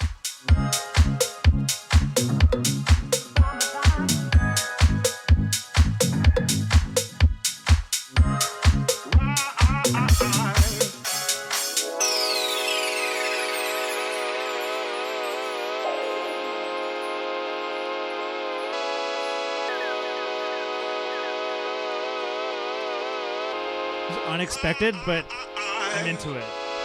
Good for nothing. I don't need you by my side. By my side. By my side. Good for nothing. I don't need you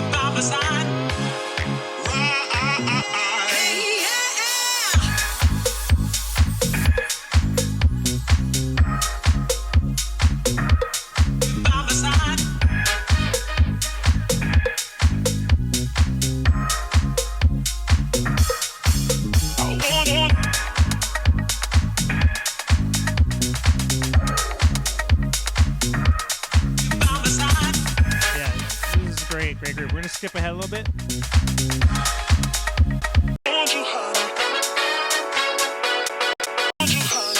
That part's important.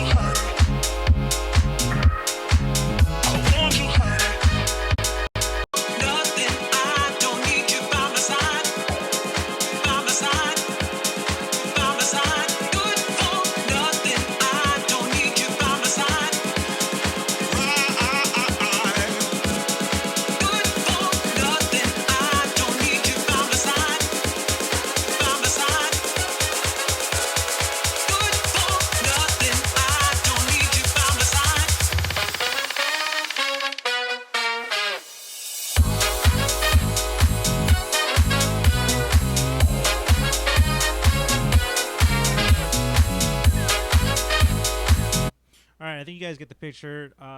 That's a great groove. A lot of, I mean, that's dope. I like that like detuned first chord that takes us into a place that we didn't realize, because at first you're like, oh, cool, it's a disco edit. Mostly the mix, I think it's quite treble heavy, and I think that maybe like a low Rhodes octave could fit in that. I actually have this problem sometimes, and it depends on, you know, now I'm like, I have to check it on different speakers, and frequency analyzers can help, but I'll often have like a gap around the 200, 300 range, because I'll just be rolling off everything, and I wonder if maybe you did that with the chords a little bit too much. Just see, you know, if that's not the case, and if it's not like that you roll off too much of those chords, maybe a small, like really basic low Rhodes octave, or excuse me, even like operator, something lower, to just fill it out, because I know that you've got your bass in there, but just a little bit more. It's mostly like a mixing thing. The horn line is cool. Yeah, my only notes I really had was it feels a little bit treble heavy, so maybe you could back off of that just a little bit overall. The horns are obviously cutting through pretty well. At 117, I was thinking that you could switch up there and not give us the main bass right away. This is sort of a taste thing. You could have a really simple sine wave sub that just sits a held note on the like a whole note type of thing. Sometimes, you know, you could just sit on the same note if you want to do it that way, because, you know, on a dance floor, obviously that low frequency can really help build the tension. Doesn't have to do anything crazy. It's more about like saving, you know, your main bass line is fire. Your track is how long is the track? It's 5:45. So you can do really simple things, it's just adding and removing. That's kind of like arrangement stuff. So maybe, yeah, in some of your builds you could remove that bass line and replace it with a very simple, more of a tonal sub that's not playing the entire bass line, so that when you bring it back on the drop, it'll have more impact. But yeah, great job, Julian. All right, moving on. We got Roy Lacroix with Funkatronic.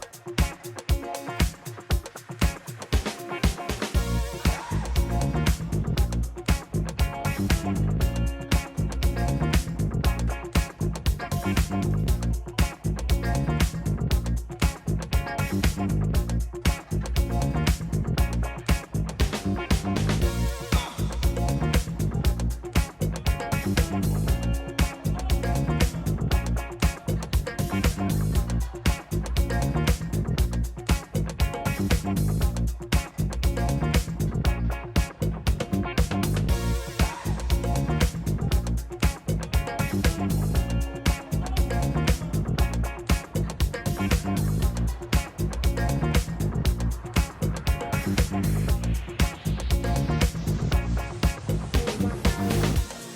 wish that I can step inside your heart and stay a while. I wish that I can step inside your heart and stay a while. We'll switch up here. I wish that I can step inside your heart and stay a while. I wish that I can step inside your heart and stay a while. I wish that I can step inside your heart and stay a while. I wish that I can step inside your heart and stay a while.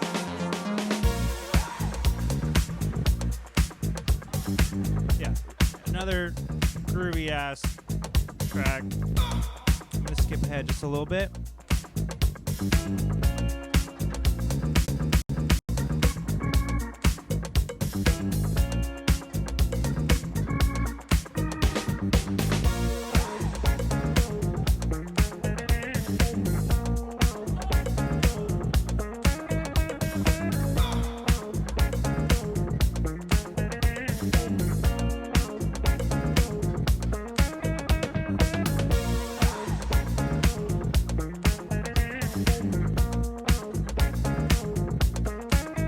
Guitar line is great. I would bring that up. Maybe a little bit more processing on it. Like, it's very subtle, but it's tight.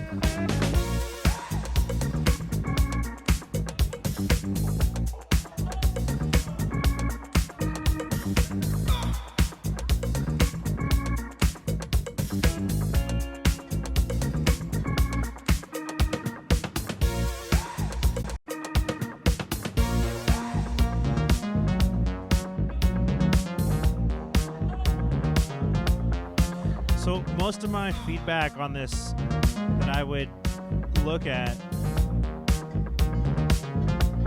is with this baseline idea. I think, and it first comes in around like 137, but I think the register is not necessarily in the tone. It first comes in over here. And stay a while. I wish that I can step inside.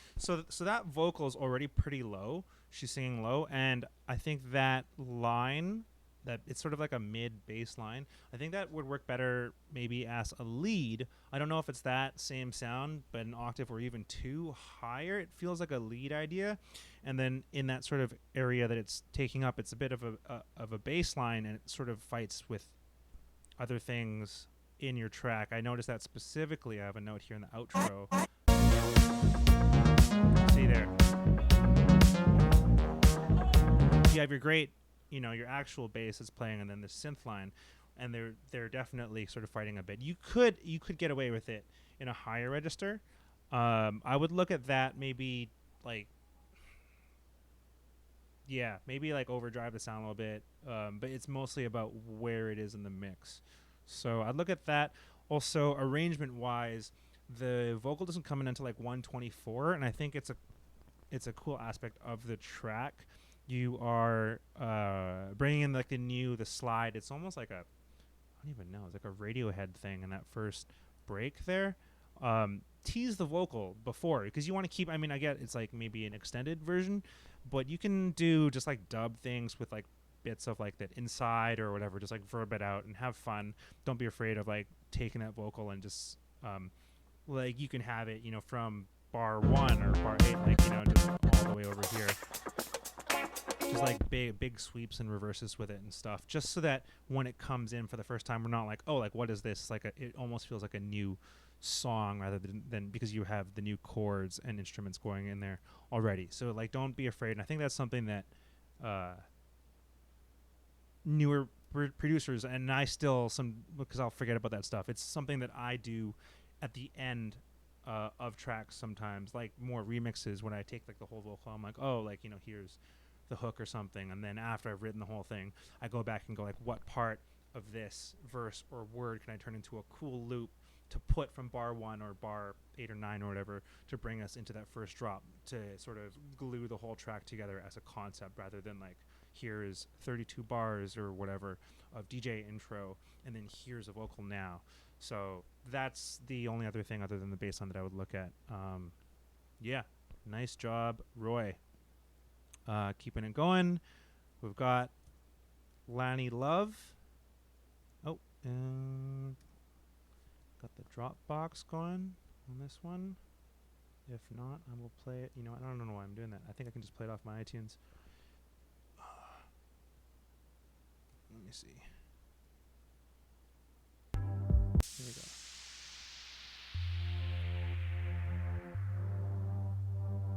You're welcome. I don't know if Lanny's still in here. Let me see.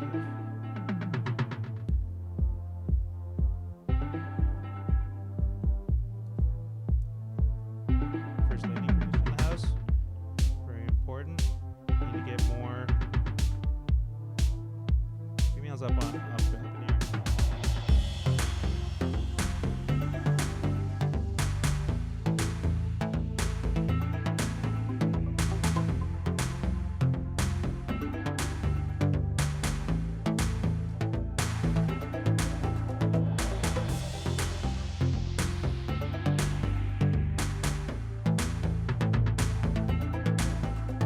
RAC vibe going on. Is Lonnie still in here?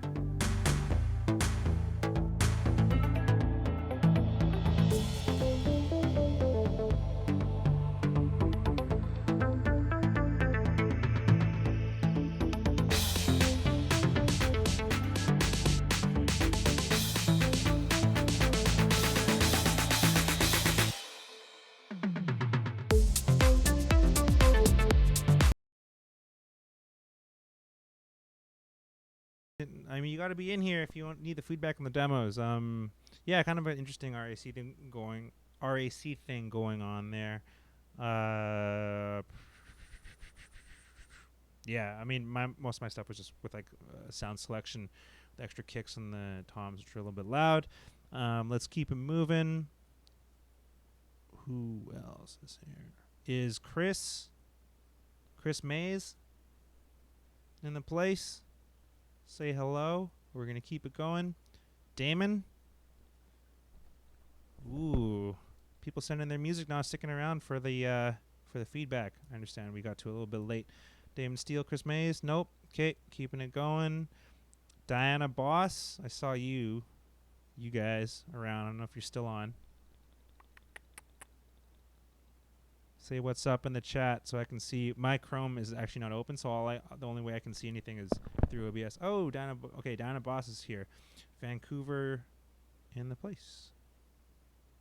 Let's keep it going. We got Lonely.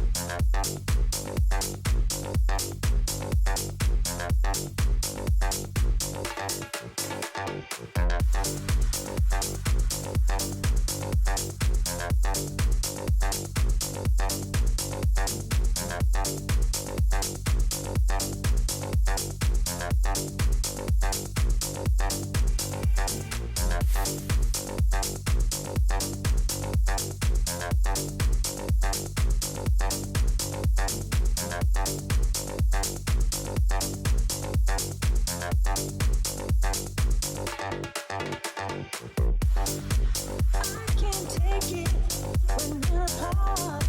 I can't take it. You took my heart. I can't stand it another day. I can't wait till you're back in my arms again. Loving me, holding me. Oh yeah. Loving me, holding me, needing me. Lord. I've been so lonely since you went away. I've been so lonely without you every day. I've been so lonely since you went away. I've been so lonely.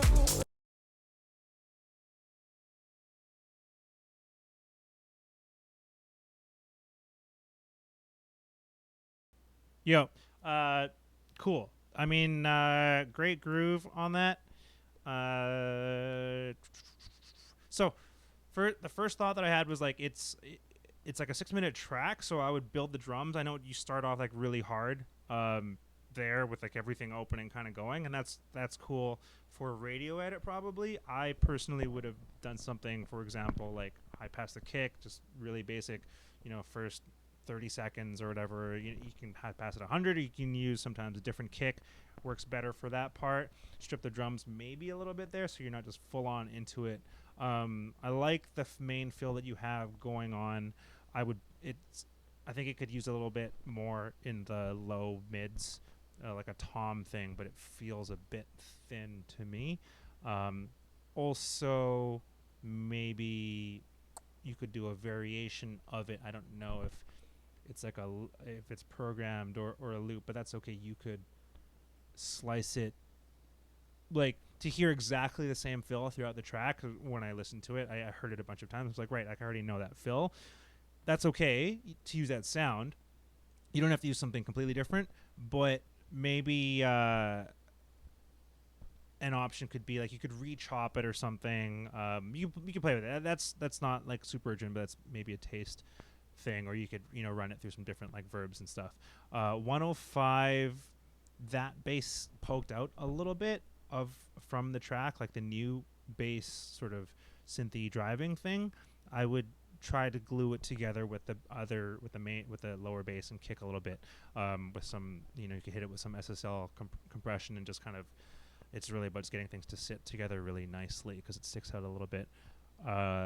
2 minutes to the main vocal hook seems a bit long, for me personally.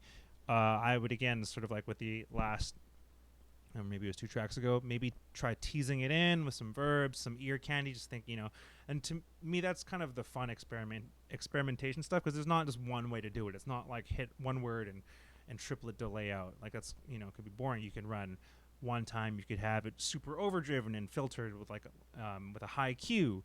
You could have, panning from side to side all around. You could have, a low octave and just have fun with it. Just, try to hint at it so that when it first comes in, we're not like, oh, there's like a person now. Buses are really good for that stuff. In Ableton, and I'll get into this on Sunday maybe, but just like using just the sends and not like the main. You just hit send only within the channel. The lonely, yeah, that's all I had. It's the lonely hook is strong, so I would use that more in the beginning. Lead with your strength, right? I know that we want to like build the full tracks, build to like the thing, but also you need to have, we want to have our listeners stick around for the full thing and not completely miss, one of the important parts of the track. So yeah, great work here. Keeping it going. I see that some people have rejoined the chat or joined the chat. What's up, Damon? Going down the list. Cool. Let's get to Damon's. I have a wave. Let's take, where is it? Oh, do I not have it on here? I'm gonna have to load it in the back on Safari, which means I'll switch. Excuse me. You're welcome. Thank you, everyone, for tuning in, sticking around, hanging out with Goldroom and myself, Fone A Friend Friday, and demos. Safari. Hang on, let's see if this loads. Did I use Chrome? Oh no, here we go. Okay, I need to switch to Chrome. Okay, so we got Diamond Steel.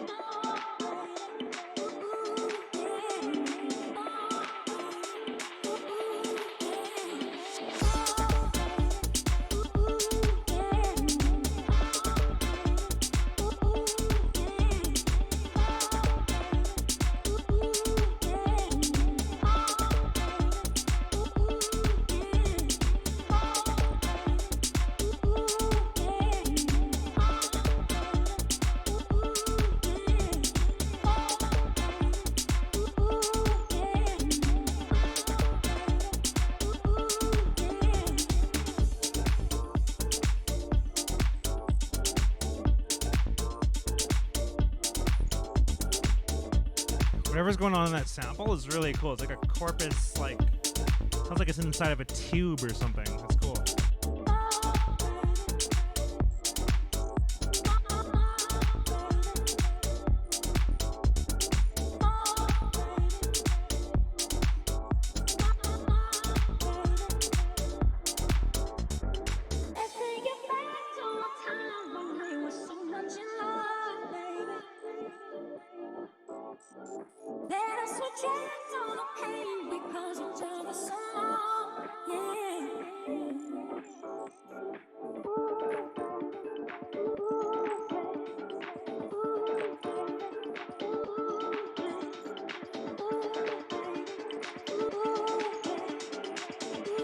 I love, yeah, well, that Valhalla plugin I use a lot.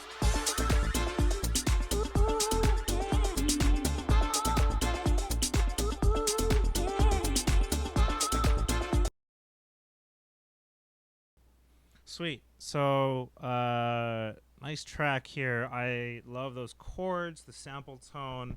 Like I said, it's an interesting texture that you achieved with phase, and yeah, shout out Valhalla Frequency Echo. God, the drums are a little bright. My main thing is sort of, I think the programming of the hi-hats are a bit sharp and a bit transient, and I don't know if it fits this. It's a very tropical. I mean, I usually hate that word, but it's like kind of a poolside kind of vibe. So like maybe a softer hat, or using like almost like a shaker, something closer to a shaker than like a sharp closed hat. It's a very like a sort of a syncopated programming line, and part of that, I don't know, it could fit, but the thing is that your bass line is also quite staccato, and I think maybe that's why those two things feel like they're clashing with like the very mellow, like laid back vibe. So personally I would look at maybe that main bass is cool, but it feels to me like it might be a secondary bass line, like in a bridge, or perhaps something more sustained and like subbier, just kind of hold on the low end. It doesn't like playing less notes, which is funny because I feel like people tell me that a lot, but like almost like just simpler, because there's a lot going on with the sample, and if your drums are doing that type of groove, then your bass line can kind of sit there and kind of drive the track along, so almost like a metronome, and then you bring in that main bass, maybe it's a secondary bass line. So I would look at maybe one of those, whichever one you're less attached to, or maybe switch out both. I don't know that you need to switch out both. The hats are more just like a little sharp, and you could use a transient shaper and just back off the attack a little bit, but they are it's that and the main bass. I mean, I understand that you're trying to drive it, but something could also sit a little bit more on the low end. Personally, I think the vocal maybe you could cut a little bit on the lower mid side of it, or compress it. It might just need some compression in the mix. It felt like it stuck out a little bit. Overall, great vibe here. I think just getting the bass, the drums to flow a little bit more, so that we know, like where's the pocket on that. But nice job, Damon. Keep them coming. Moving along here. Okay, so Chris is still not here. We've got is Ryan? Oh, there's Ryan right there. Sweet. Where is your track? So you sent a couple in. I think this one must be.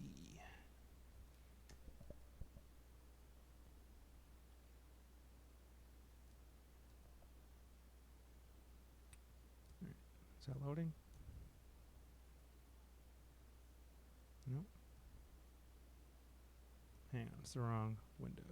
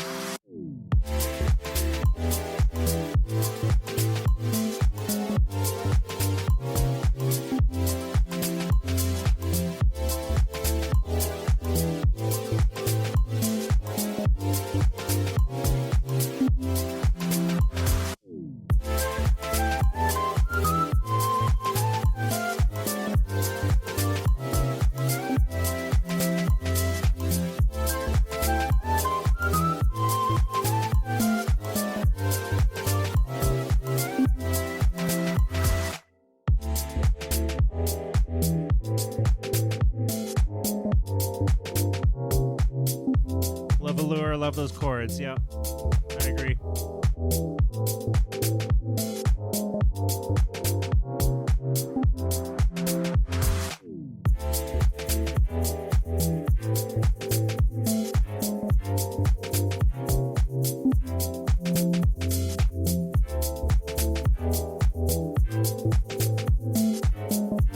I'm gonna keep it playing. I'll be right back.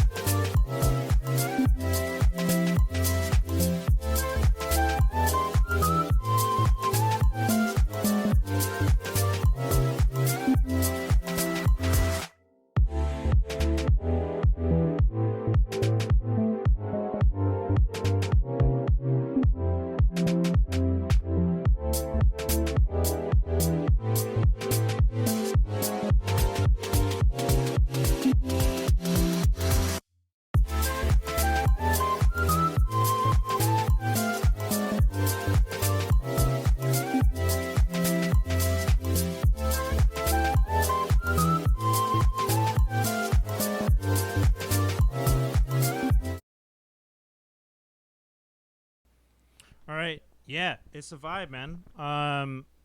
Flute, sick.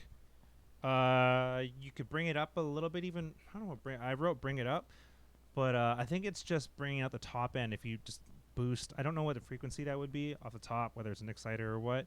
It's yeah, love that flute. Top percussion is really nice. You already know, like the chords a lot. The bass feels a little hollow or soft. Like I would try something a little bit more donkey. not too much. It's easy to overdo on a track like this, but a simple one. I mean, for something like in this style, you could even just try an Ableton saturator, which is a really common. You can take an 808, like a soft 808, and really you can take anything and make it a crazy bass. But I'll look at saturating the bass a little bit just to give it a bit more harmonics and fill it out, because it feels a little soft compared to like the vibe of the rest of the track. I feel like you could have a switch up. The chords are in there like the arrangement feels a little bit long because the chords are kind of in there the whole time. So an option could be to minimize everything. Take the chords out, just go with like the bass at one part, and in that part, if you don't feel that the bass is carrying its weight, so to speak, you could you could go bass and flute lead, or you could go bass with an octave on it just for that part. Just like take out the chords a bit so that we want them to come back again. That's just an arrangement thing. Great work here. Okay, so is Midnight Blue still around?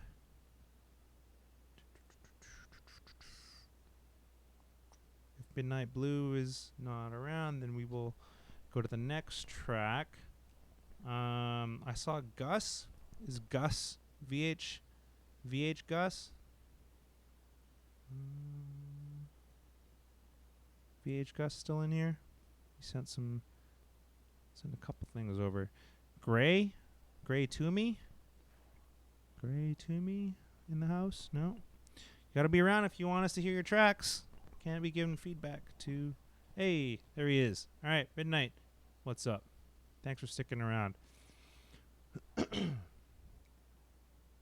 Let's load up your joint. It is on my iTunes, I think. Where is it? Gus is here. Dope. Hang on, I'm looking for. Hey, Midnight, can you email me your track again? Because I have, I listened to it and I made notes, but clearly.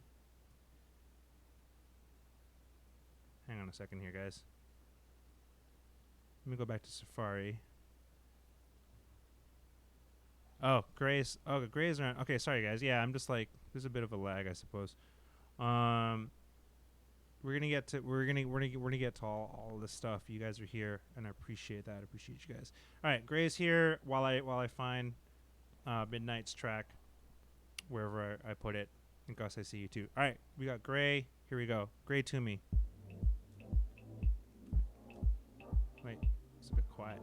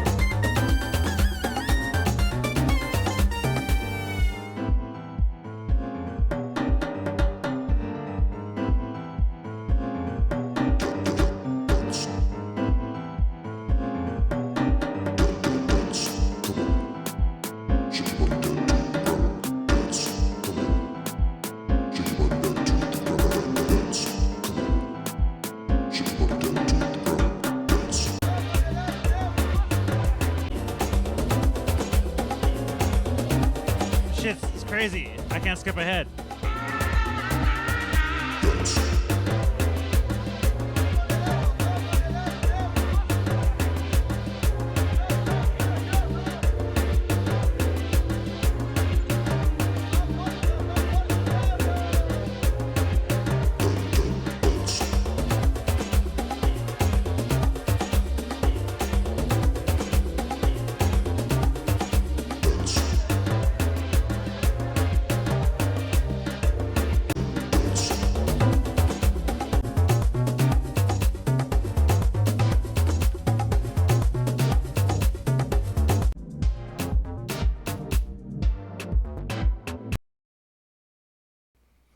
All right, wow. Man, you got a lot of cool ideas. This is one of the most interesting demos I've heard in a long time. Like musically, I didn't see the Latin sort of thing coming in. I know someone said, yeah, Mark says it sounds a little bit like From the Back VIP. I mean, the first two chords are the same, but like the rest, you make it your own. Mostly, like I think clearly you come from like a musical background because you're playing a bunch of crazy lines in there. I'd think focus more on like the mix. The drums are really loud and everything like kind of comes into the track really abruptly and quite loud in the first half of the track. Things like transitions, like little fills and crash cymbals and what can help you get between those sections. The lead idea is really cool, a little bit dry. I think I don't know how long you've been producing, but mostly I would focus on the sound selection in this track, like the snare, the piano sound. You could probably do better, like whether that's just getting different types of plugins and treating them differently. The vocal, I mean, it's very like, there's a lot of things in this track that made me think I'm listening to like a record from the late 90s, like one of those, like a 12-minute track, which is really cool because there's a lot of ideas, and like the tempo switch you go to, it's not triplet, but in the middle there, like in the bridge. But then you go back around it twice. I don't think you need to do that. I think, yeah, the Latin idea is cool. Feels a bit like a bridge, or else if that's the main part of your track, I think what you have in this track is probably something that you're facing a lot right now in your productions, which is a lot of cool ideas and figuring out which ones to use rather than using all of them. And that sounds, trust me, that's like a Minor Baby. Yeah, send it on over. I don't know how far we'll get because they keep coming in. I'm definitely getting to all the ones that got sent in before the stream started, and we'll see how far we can go. If you're sending demos, PatLokMusic@gmail.com. If we don't get them to them today, we'll go through them Sunday, or we can save them for next Friday with my next guest, if you prefer. But yeah, really cool track. I'm interested to see where you're going with all of this music, Gray. Great job here. Like, it's just a lot of ideas, and I get the same. Honestly, like I get that feedback from A&Rs all the time, still. So yeah, sound selection, focus. Yeah, cool stuff. Okay, let's keep it going. Yes, like I love that Latin shit, man. Gus, all right, he's here. Let's do it. VHS Gus, thanks for sharing your Friday with me, guys. This is a really fun way to kick off the weekend. If we're all gonna be stuck, might as well do it together. Hearing some cool music. Yeah, I'm pumped. So for you guys, I appreciate everyone on the stream, even if you had to jump off. And I'll let you know as of right now, because you guys are here. Our guest for next week is Treasure Fingers, next Friday. So if you got more demos, send them on in. I don't care if you sent them this. I mean, send in some new stuff, or if you just sent him something and you want his ears on it. Yeah. So Treasure Fingers is joining us next Friday. On Sunday, we're gonna do production stuff in Ableton. And do song breakdowns. But all right, we'll keep it moving. Gus, VHS, Gus.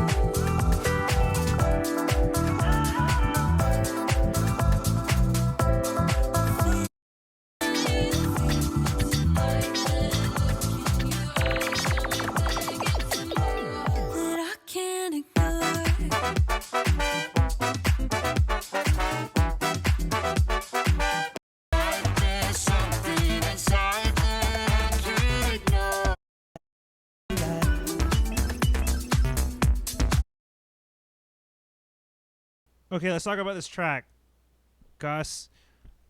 You know, again, a lot of great ideas going on in here.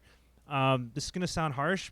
A lot of this stuff is like realizing which ideas are just money and which ideas are average or can be removed. You have a couple of different bass lines, at least a couple different bass lines going on in this track. You've got the horns, which are cool. The arrangement of the beginning is a bit long. So what I was going to say when I heard this stuff, not this part, that part's dope.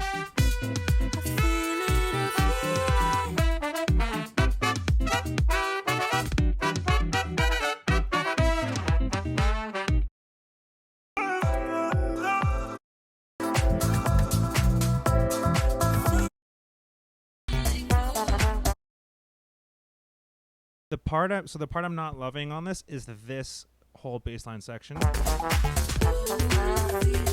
It feels like a bit meandering, and I'm not sure. Like, I have no idea where the track's gonna go from there. I think see what happens if you delete that whole section and go from this like, jammy part.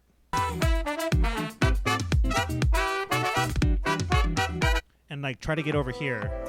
I don't think you can go from no bassline to no bassline. I think this is that's cool, but you go from that horn part into the French into this because this is what I wanted to hear anyways.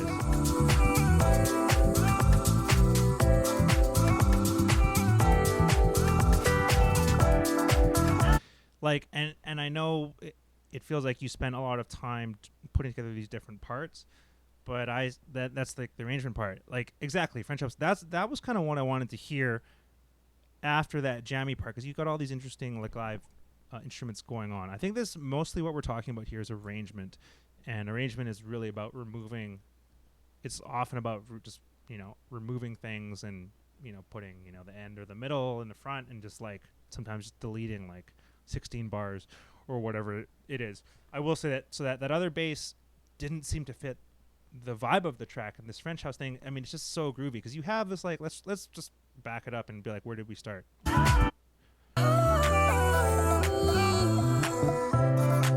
Like sick, like I feel it tonight.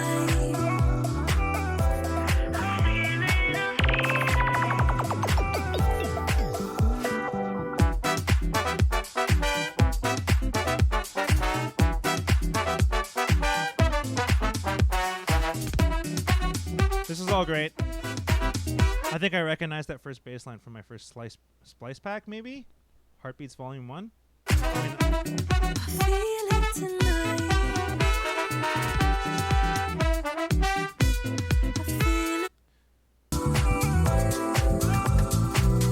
Yeah, so like maybe that high pass filters into just the vocal.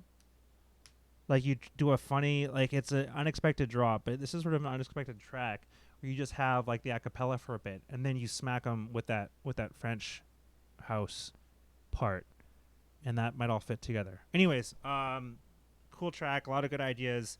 Let's prioritize and see, like, because I think this is like a 3-minute track, especially if you remove some of those other parts that maybe aren't meshing as well. Thanks for sending that one. Let's keep it rolling, man. Everyone's got like. Yeah, got the pocket though today. I mean, that's the vibe is strong up in here. We've got is Ben Spacely? Is Ben around?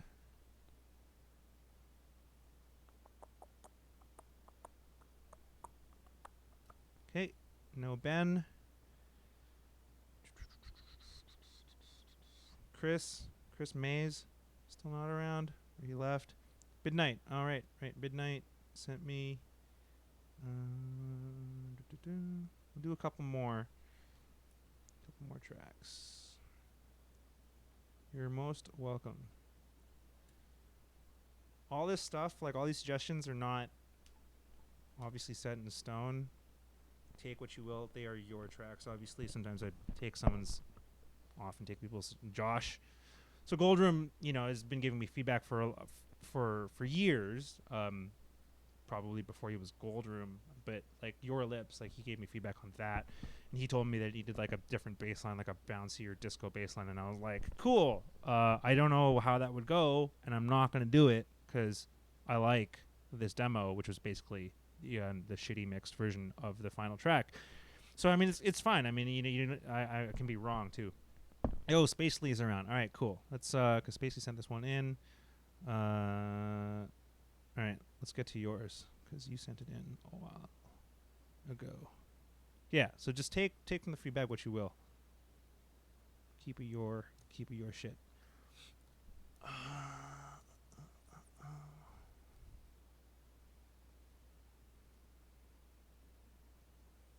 Oh, you sent me a dead link.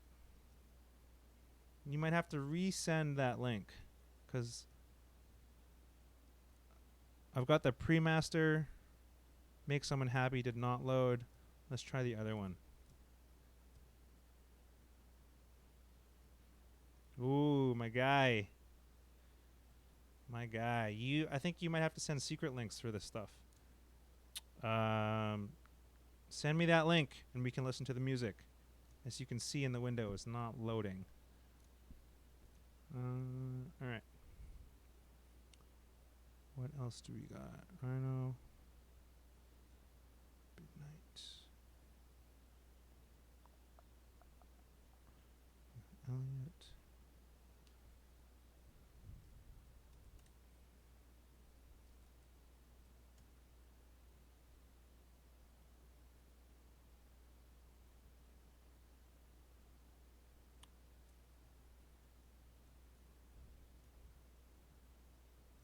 One second, guys. Just trying to find the next demo up here. Gus. Spacely. Let me try and see if maybe I copied it wrong. No, I think you just have to send the secret link. Elliot. Elliot. Oh, I know Dynamic's been all over the place up in here. All right, let's do that one.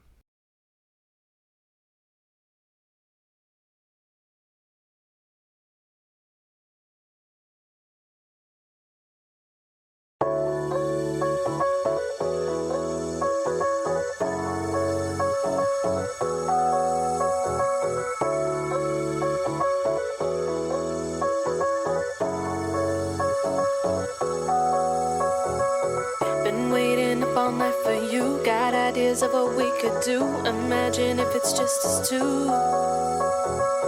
Can't wait to find out what you like. If I can be your ideal type when you know that it's right. Still counting the minutes till we can be close. I want you to know that I love you the most. You can take your time if you want to.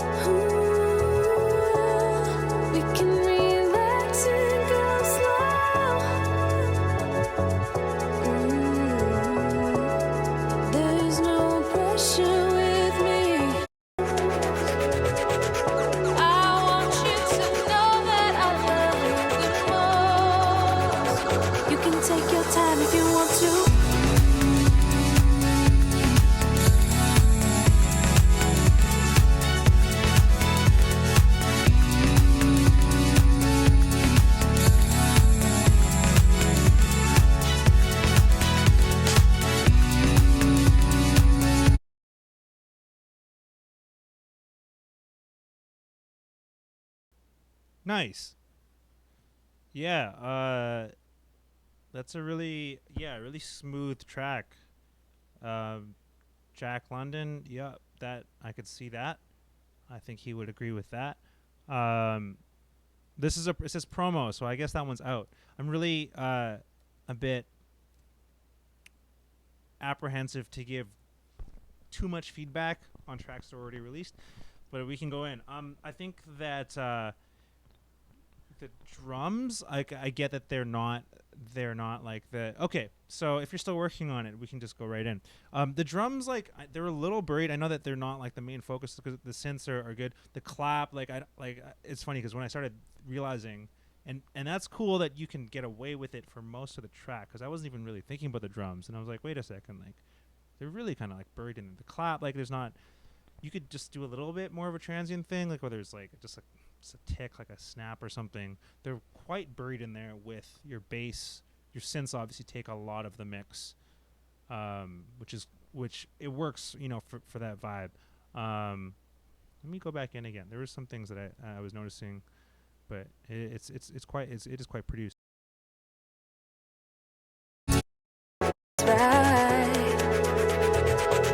Still counting the minutes.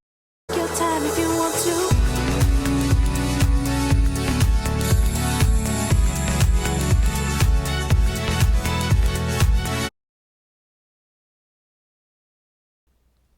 So that's cool. That string, you're going for broke there because I can tell the entire frequency spectrum is like full with those synths, and you're trying to get those strings to pop out.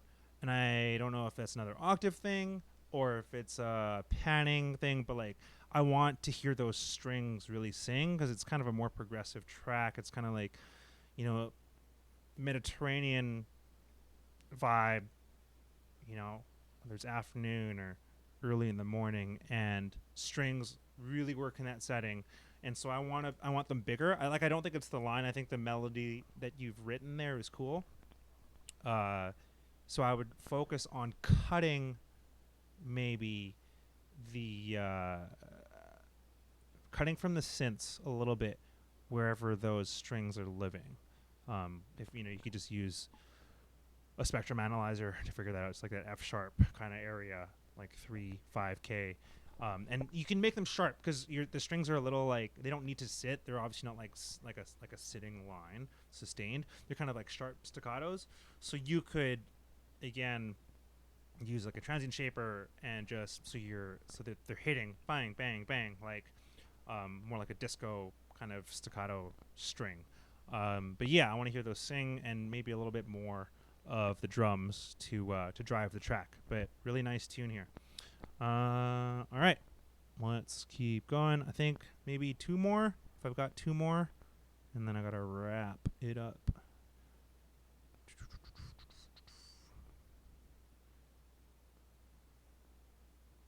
Gin and tonic. Gin and tonic.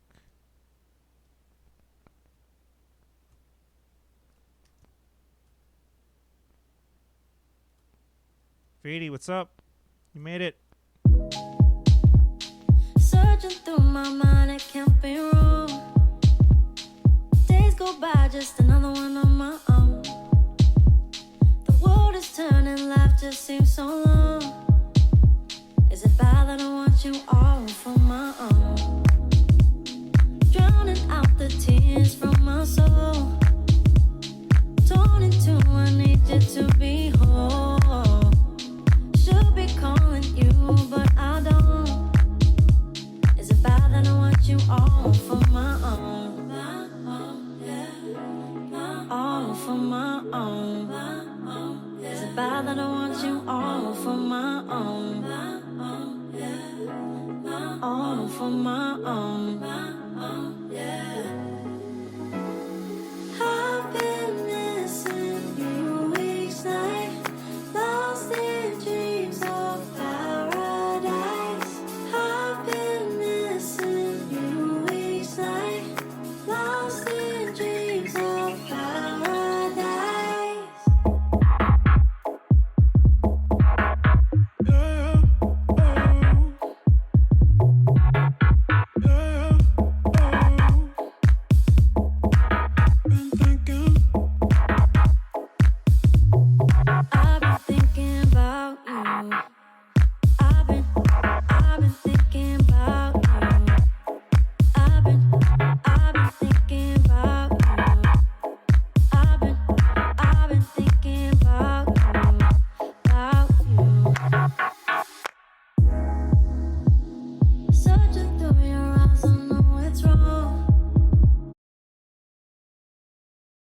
Okay, another track's not over, or maybe there's a lot more to come. I was worried I was not gonna have anything to say about that track because it's fucking sick. Really sweet track. I love it. Really just well polished. A lot of the sound choices, everything is like working well. Back here, I don't know if it's, maybe I tuned my sub. Like it's a little heavy on the low end, but I was looking for a bit something else to happen here. Like that. This is really nitpicking, but I think those cool stabs, you can get crazy, and whether it's using grain delay and using the frequency shifter or using like Valhalla frequency echo and getting some really subtle, interesting delays, just like it's so minimal. You can use auto filter, with panning LFO. Have some fun with that stuff there. It just a little bit goes a long way. That's just really nitpicking. Also on the vocals, you could be running some of that stuff. Like I'm not saying run everything into like crazy effects in this minimal section, but give us a little bit of ear candy maybe. Probably on the synth step. Basic delay, quarter note delay. Those drums there, I was kind of hoping for like, and I don't think it's the style of the track necessarily, but kind of like coming in a little bit harder, a little jack in. Like this is quite buried, and I should probably listen to the rest of the track, but this comes in quite soft, like the hats. Yeah, like I would make them a little bit more aggressive, bring them up like 3-4 decibels there. Let's hear the rest of it, because maybe it just never gets to like a crazy thing, right? And that's the point. All for my own. Is it bad that I want you all for my own? All for my own. Yeah, vocals. I've been missing you each night, lost in dreams of paradise. I've been missing you each night, lost in dreams of paradise.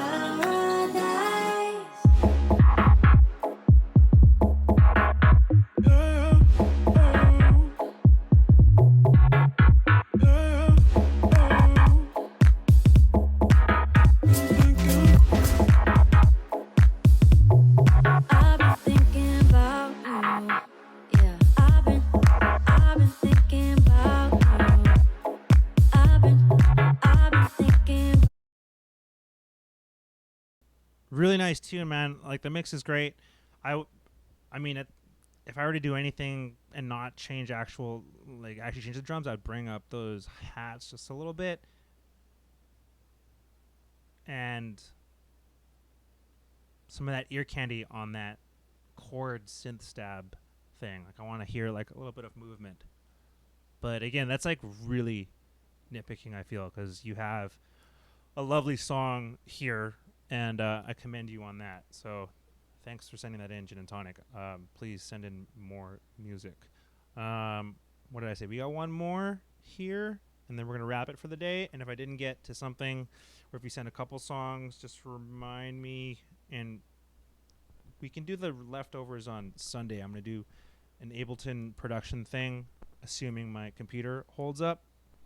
I'm going to make some beats out of samples or sounds that you guys send in, and then I'm also going to do a song breakdown, which I haven't decided what yet. Someone suggested Justice, DANCE, so I might run that and go like I'm not doing a full production breakdown of the track, but more of a song, like chords, what's happening, bass lines, and things like that. So if you just want to learn how to play shit, that I think is what that is going to be about. So send in. That's going to happen every Sunday as part of the breakdowns. If you got suggestions for that, because I don't know if I want to do Justice on the first one. Someone suggested Patrice Rushen, Forget Me Nots, which is one of my favorites. Obviously, also Will Smith, Men in Black, sampled that. I might start there, but send me your suggestions for that. Okay, we got one more, and then we're going to call it. Fade Fatty. It's my DC fam.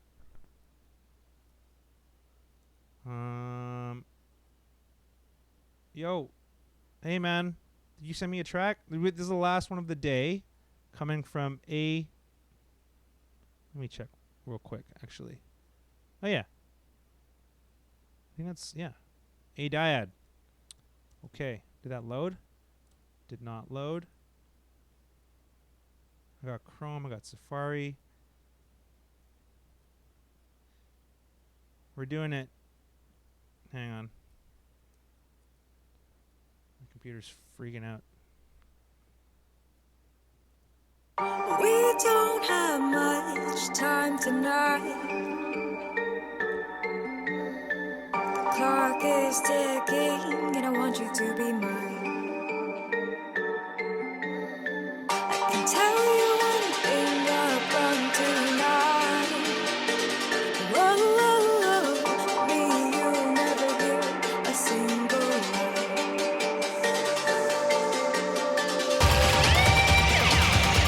We're running out of time. Let's bleed out our lives. We're running out of time. Let's bleed out our lives.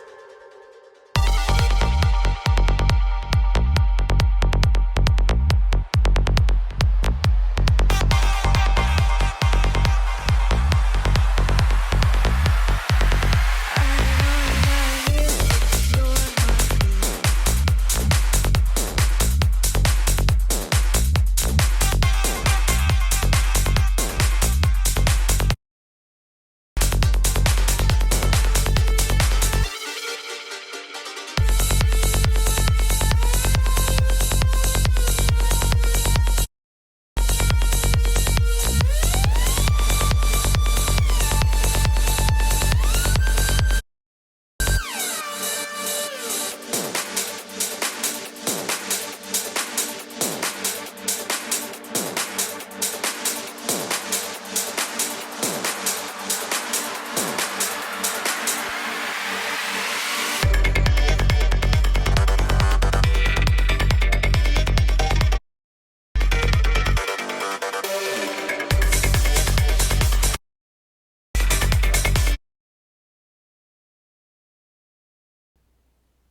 Cool. So wrapping things up with a trance.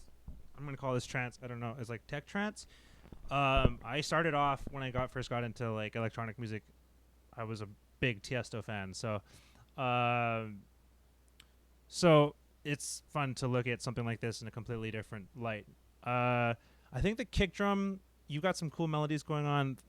This stuff is really a lot. It's like very production driven, and like obviously production's important, but with certain aesthetics, like like lo-fi disco, like you may go, the mix may not be as important. You may not need your kick to just smack. The kick and the low end, it's pretty clicky, but I'm not hearing that thump, and I feel like these days, from what I've heard in that genre, that shit really has to hit you in the chest. Let me just pull it up again real quick.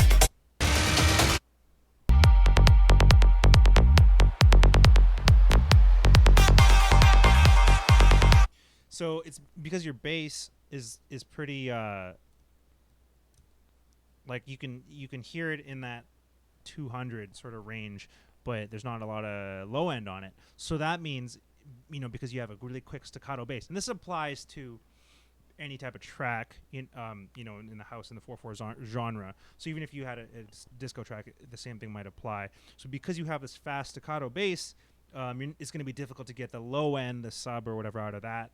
It's just not going to work because it's frequencies moving quickly. So that means you're probably going to want a kick, I think, with more low end.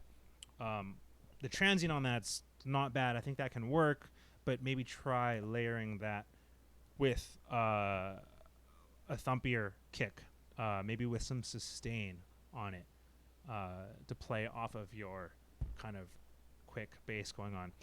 The rest of it, you got cool ideas, but again, the arrangement, focus it. Like what's like your main drop, right, or your main hook of the track. The opening bit sounded like I thought we were gonna go to like a trap halftime thing, which is cool, a cool fake out. I don't know that the genre uses a lot of that. You can do whatever you want, but I don't. How will that mix? If you want certain DJs to play that, how will this part? It feels like a yeah.